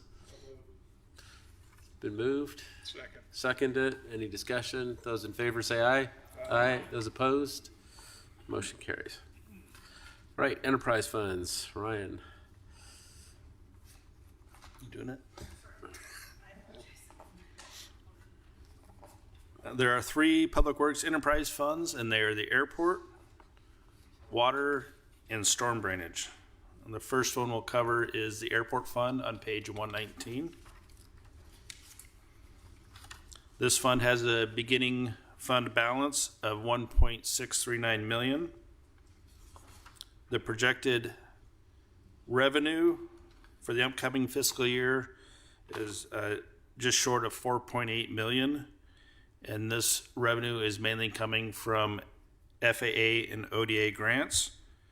Airport projects are reimbursement funded projects from grants received from the FAA and ODA. The FAA will generally fund up to 90% of a project, and as Nikki mentioned earlier, this runway rehab is about $4.5 million. So the FAA would fund 90% of that, and then we would seek additional funding from the Oregon Department of Aviation for up to $150,000 of that remaining balance. The construction portion of that project is estimated at $4.050 million, and we're programmed in $450,000 for design and construction administrative services during the project. Question. Yeah. Me and my numbers. Page 121. For fiscal 2027 shows interest of 14,012. Who stole the $3? Because it's 14,015 on page 123. So, thank you. So that's just a rounding up, just to hedge my, there might be a miscalculation, a misprint or something like this. That's where the $3 difference is. It's just rounding up for budgetary purposes.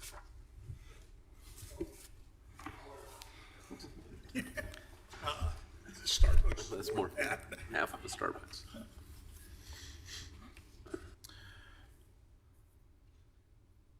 So with successful grant applications and construction of that project, post-project, the fund would have an ending fund balance of about $1.5 million. Any other questions on the airport fund?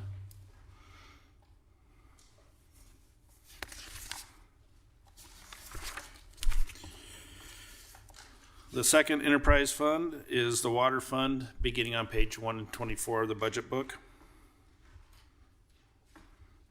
And we'll start on page 127. And you will find the beginning fund balance of just over $8.4 million.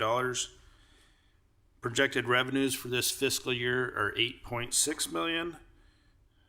$8.2 million of that revenue comes from service charges, as well as $400,000 from interest on the account.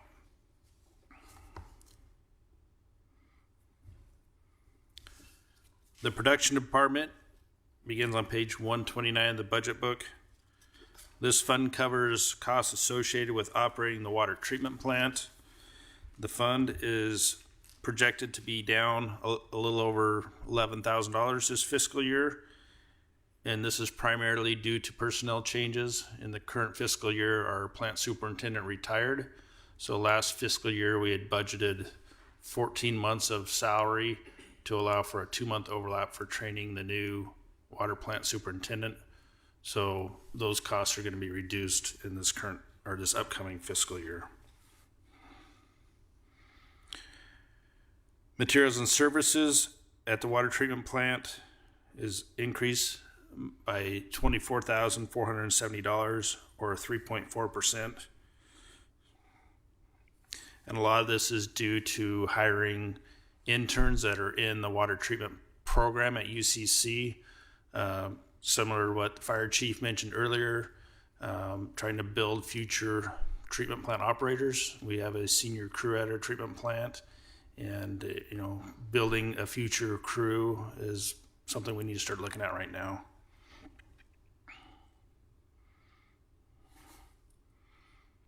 The transmission and distribution department begins on page 131. This department maintains and operates a network of 200 miles of pipe, 13 reservoirs, and 21 pump stations. Tom, you had a question earlier about the SCADA. This allows the treatment plant to see all these facilities in our water distribution system from their desk, and allow it to turn on pumps on and off from their desk.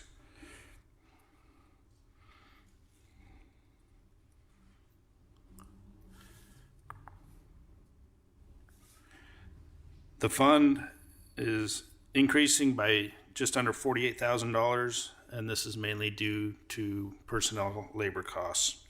The materials and services budget line items remain fairly flat with an increase of $8,285 or 1%.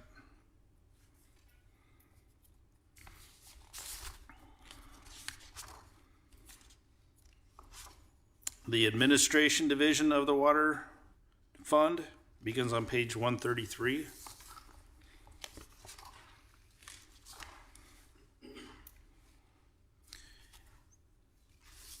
And I'm showing a decrease in the proposed fiscal year of 3.9%, down about $120,000 over last fiscal year. And this is largely due to our water system master plan. In the current fiscal year, we had $500,000 budgeted for that plan. We are currently working on contracts with the consultant to do this master plan update, and the value of that contract is $380,000. So the work's not getting done this fiscal year. That's why we're seeing that $120,000 reduction in next fiscal year. Any questions on that portion of the water fund?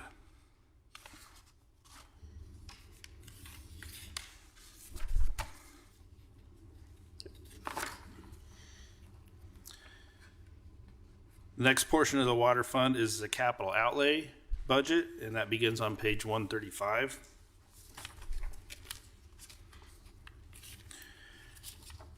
The proposed budget includes $5.550 million for capital improvement projects. This is an increase of 84% over the current fiscal year.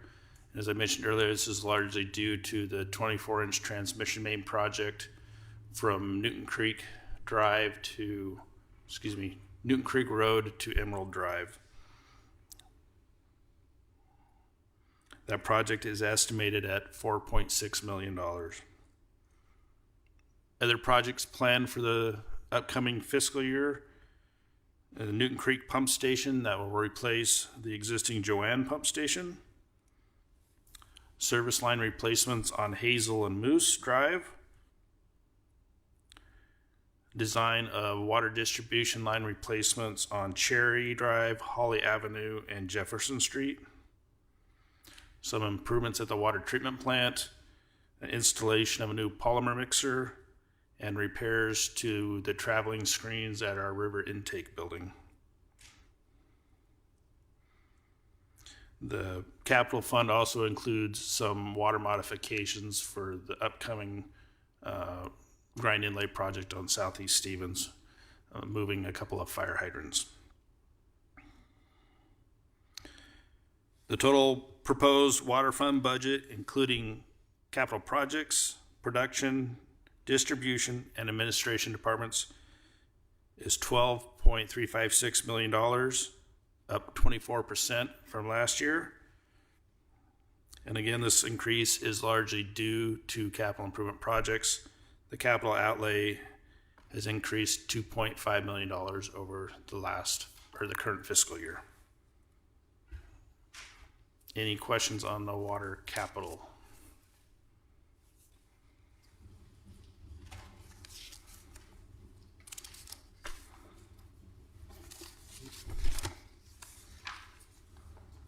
I think this might be the last one I have for you tonight. The final Public Works Enterprise Fund is the Storm Drainage Fund, which begins back on page 114 of the budget book.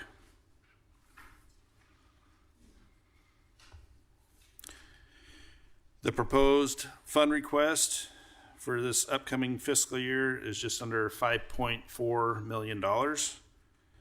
The beginning fund balance is $10.289 million. Projected revenues this fiscal year are just over $4.7 million. This mainly includes revenue from storm drainage fees, and this year we are anticipating a reimbursement grant of approximately $1.3 million from FEMA from damages occurred during the March 16th, 2025 flood event. Capital projects that are included in this fiscal year The Parrot Creek culvert crossings that were damaged during that flood event is $2.3 million. Mill Street storm drainage repairs underneath the railroad tracks, also damaged by that flood event, $350,000. Storm improvements on Susan, Center, and Cardinal Streets, $550,000. Storm improvements on Grandview, $380,000. Storm improvements on Winter Street, $200,000. And storm improvements on Walker Court, $100,000. Any questions on the storm drainage capital fund?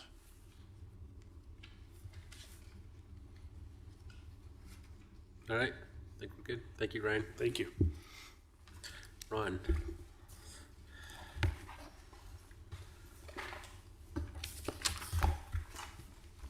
Okay, so this is the fourth of the enterprise funds that we'll be considering tonight. And this is the off-street parking fund, which you'll find beginning on page 117 of your budget document.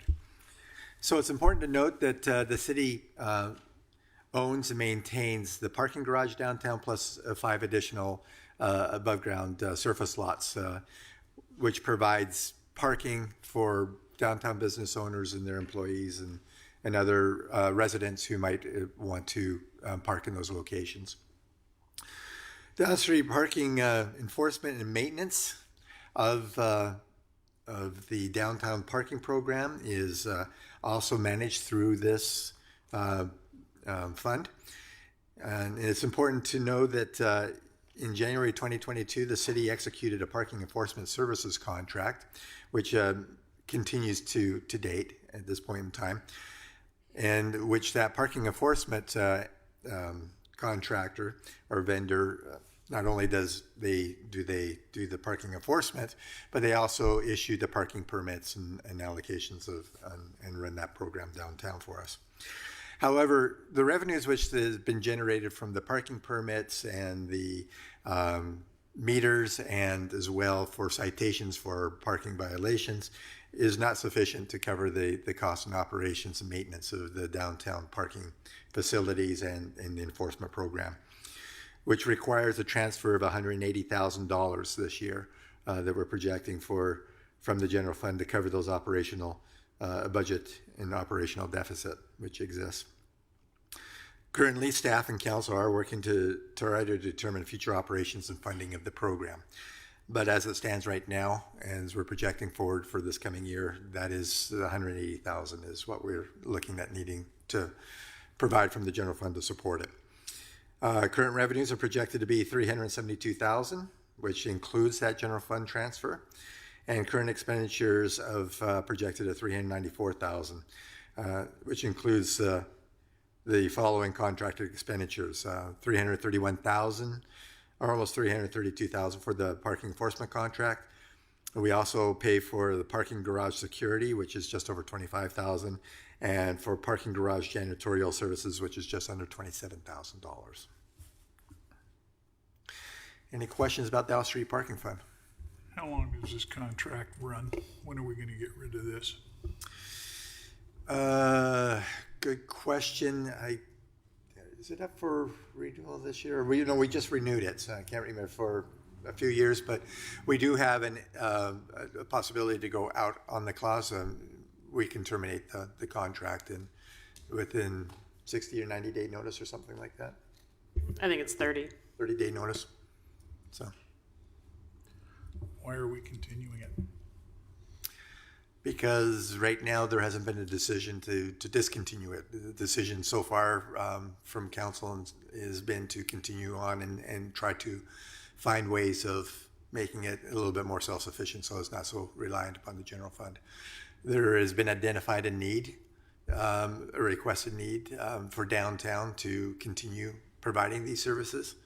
And so they're looking at trying to do that. But question remains, do we provide it or not? But that's a council decision to make. So on the user charges parking facility, the cost or the revenue is substantially higher than previous years. Are we expecting that people are going to really be using that parking garage, and we're increasing the fees, or how did we get to that number? So that number has been projected upon collections this year. So our current month-to-month collections on that are projected out for next year in those areas. So I'm just going to add a little bit. There was a parking committee formed that came up with some recommendations that we have implemented. We know it is not going to make up the gap, hence the $180,000 transfer, but there are new permits that are now available that we didn't have before. So there's on-street parking permits in certain blocks so that we don't see a lot of utilization. Those actually cost more than the ones for the parking garage. So there were some fee adjustments as part of the work that committee did. And so we're hoping to sell more permits. We also removed all the meters. So that was a change that council directed. Yeah, I saw your parking fines were a little up, but I just figured that was hopeful. But yet to be seen. We really don't know what the outcome's not going to hurt until we actually see, some actual numbers coming in. Yeah. All right. Any questions on the off-street parking? All right, then let's move for tentative approval of the enterprise funds. Moved and seconded. Any discussion? Those in favor say aye. Aye. Those opposed, motion carries. John, the moment you've been waiting for all night long, welcome. All night long. All right, thank you. My name's John Van Winkle. I'm the HR director. I get to talk to you about the Workers' Compensation Fund. So the purpose of the fund is to cover costs associated with employee injuries and illnesses that occur on the job. We're in a bit of a transition, so the split date is October 1st of 2023. Prior to that date, all of the claims generated were covered on a self-insurance plan. Council approved moving to an insured plan with SAFE on that October 1st, 23 date. And so since that time, we've been fully insured through the SAFE program.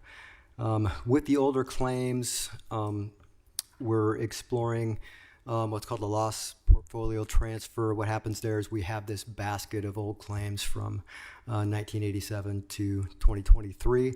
If we can sell that liability, we'll look to do that. The transition's a little bit immature to do that, so we have to wait till we get some more years under that until that's going to be attractive to an insurer. Going forward, working with SAFE, pretty easy process. Standard insured agreement. We submit premiums and SAFE pays the bills for us and administers claims. That's collected through a payroll process by employee payroll and class code. Really, our goal is not to use those services, so we do have safety programs in place to help prevent some of those injuries. We have additional resources through our loss control folks with SAFE and with City County Insurance, who runs our property liability coverage. Also through WHA Insurance, who is our benefits broker. You see we've got a proposed beginning balance of just over $508,000 and about $290,000 in anticipated expenses. I'll tell you, we don't have that much activity on the old claim, so we wouldn't expect that number, but we do want to have the funds available in case something flares up. That is the short version. Any questions?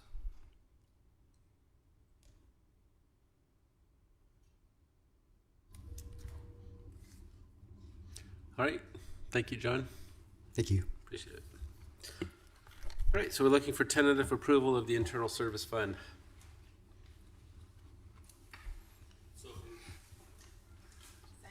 Moved and seconded. Any discussion? Those in favor say aye. Aye. Opposed? Motion carries. Mayor, that's your chance. All right. Any in the audience? No? Okay. All right, so now we're looking for approval of the city Roseburg budget and approval of the tax rate. On your agenda, you'll see a couple suggested motions. So if you want to just, if you want to make a motion, if you just go ahead and read. Is that So, I'm sorry. So Chairman Baker, because of the change in the grant fund, Right. the number that you have there in your agenda packet for the total for the budget amount needs to be increased. So what you have up on the slide up here of the 125,563,197, that's the correct number to use in that resolution or that motion. Thank you. Yep. Is there a motion? I move to approve and recommend the City Council adoption of the fiscal year 2026-2027 budget in the amount of $125,563,197. Second. All right, it's been moved and seconded. All those in favor, say aye. Aye. Opposed? Motion carries. All right, is there a second motion? I move to approve property taxes for the 2026-2027 fiscal year at the rate of 8.4774 per $1,000 of assessed value for the permanent rate tax levy. Second. It's been moved and seconded. Those in favor say aye. Aye. Opposed? Motion carries. All right. On to the urban renewal budget.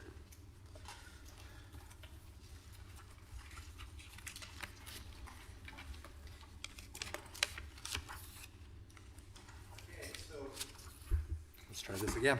So the Urban Renewal General Fund is comprised essentially of two different funds. One is the General Fund and one is the Capital Projects Fund. Both are dedicated specifically to the Urban Renewal Agency. The General Fund, the Urban Renewal General Fund, can be found on page 4 of that final tab in your budget document.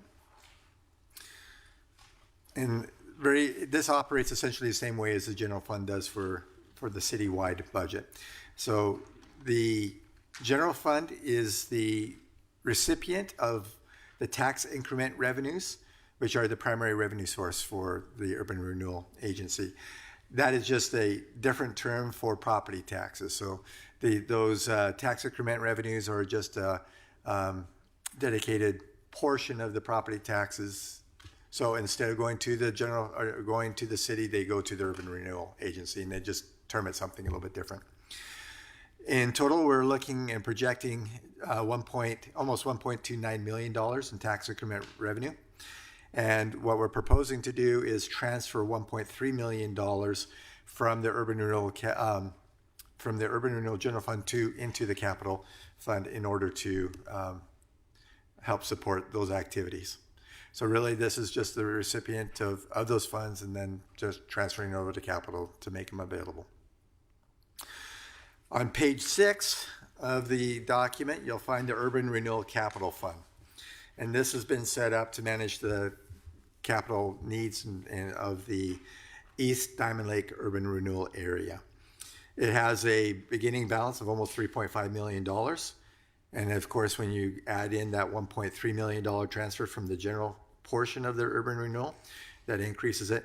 But I want to point out that this year we're looking at issuing the first urban renewal bonds, a debt bond, essentially, to help pay for the capital projects that we want to undertake. So this will be received, $8 million, the revenue or the proceeds from that bond will be received into this capital fund.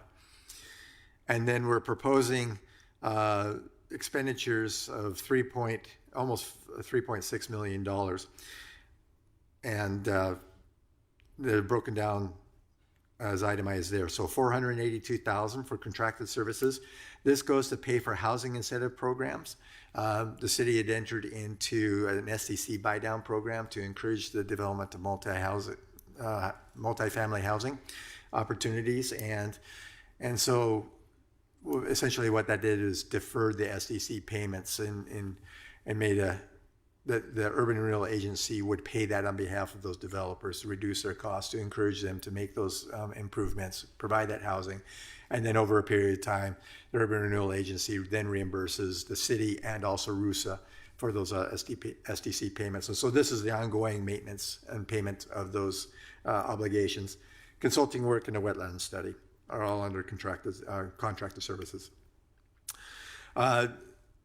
So Ryan mentioned this in the transportation fund about the payment to ODOT for the Douglas Avenue Bridge construction match requirement, which is coming due in the early fall. And that's $1.287 million. Ultimately, what we want to do is reimburse the transportation fund from proceeds from the bond issuance. So this is actually building in a payment back to the transportation fund to reimburse them for that match. We won't be able to sell the bond. We won't be able to get those proceeds in time that's required to make that match. So the city's transportation fund is going to pay for that on time. When we issue the bonds and collect the revenues, we'll take part of that to help reimburse the city and pay for that bridge match.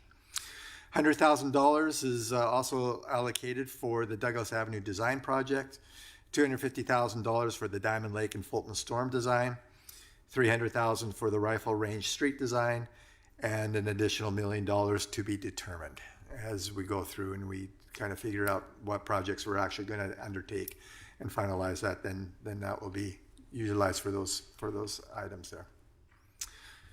And I believe that's everything I have for the urban renewal. Any questions? Does anybody know what the Diamond Lake Fulton Storm design is going to be about? So we have capacity issues there. So it's an upsizing. Oh, sorry, Ryan, stealing your thunder. It's my last few seconds. Yeah, the project's been around for a while, but we see capacity issues there. We have flooding issues, and so I think it's improving capacity within Fulton in that Diamond Lake area down towards Deer Creek.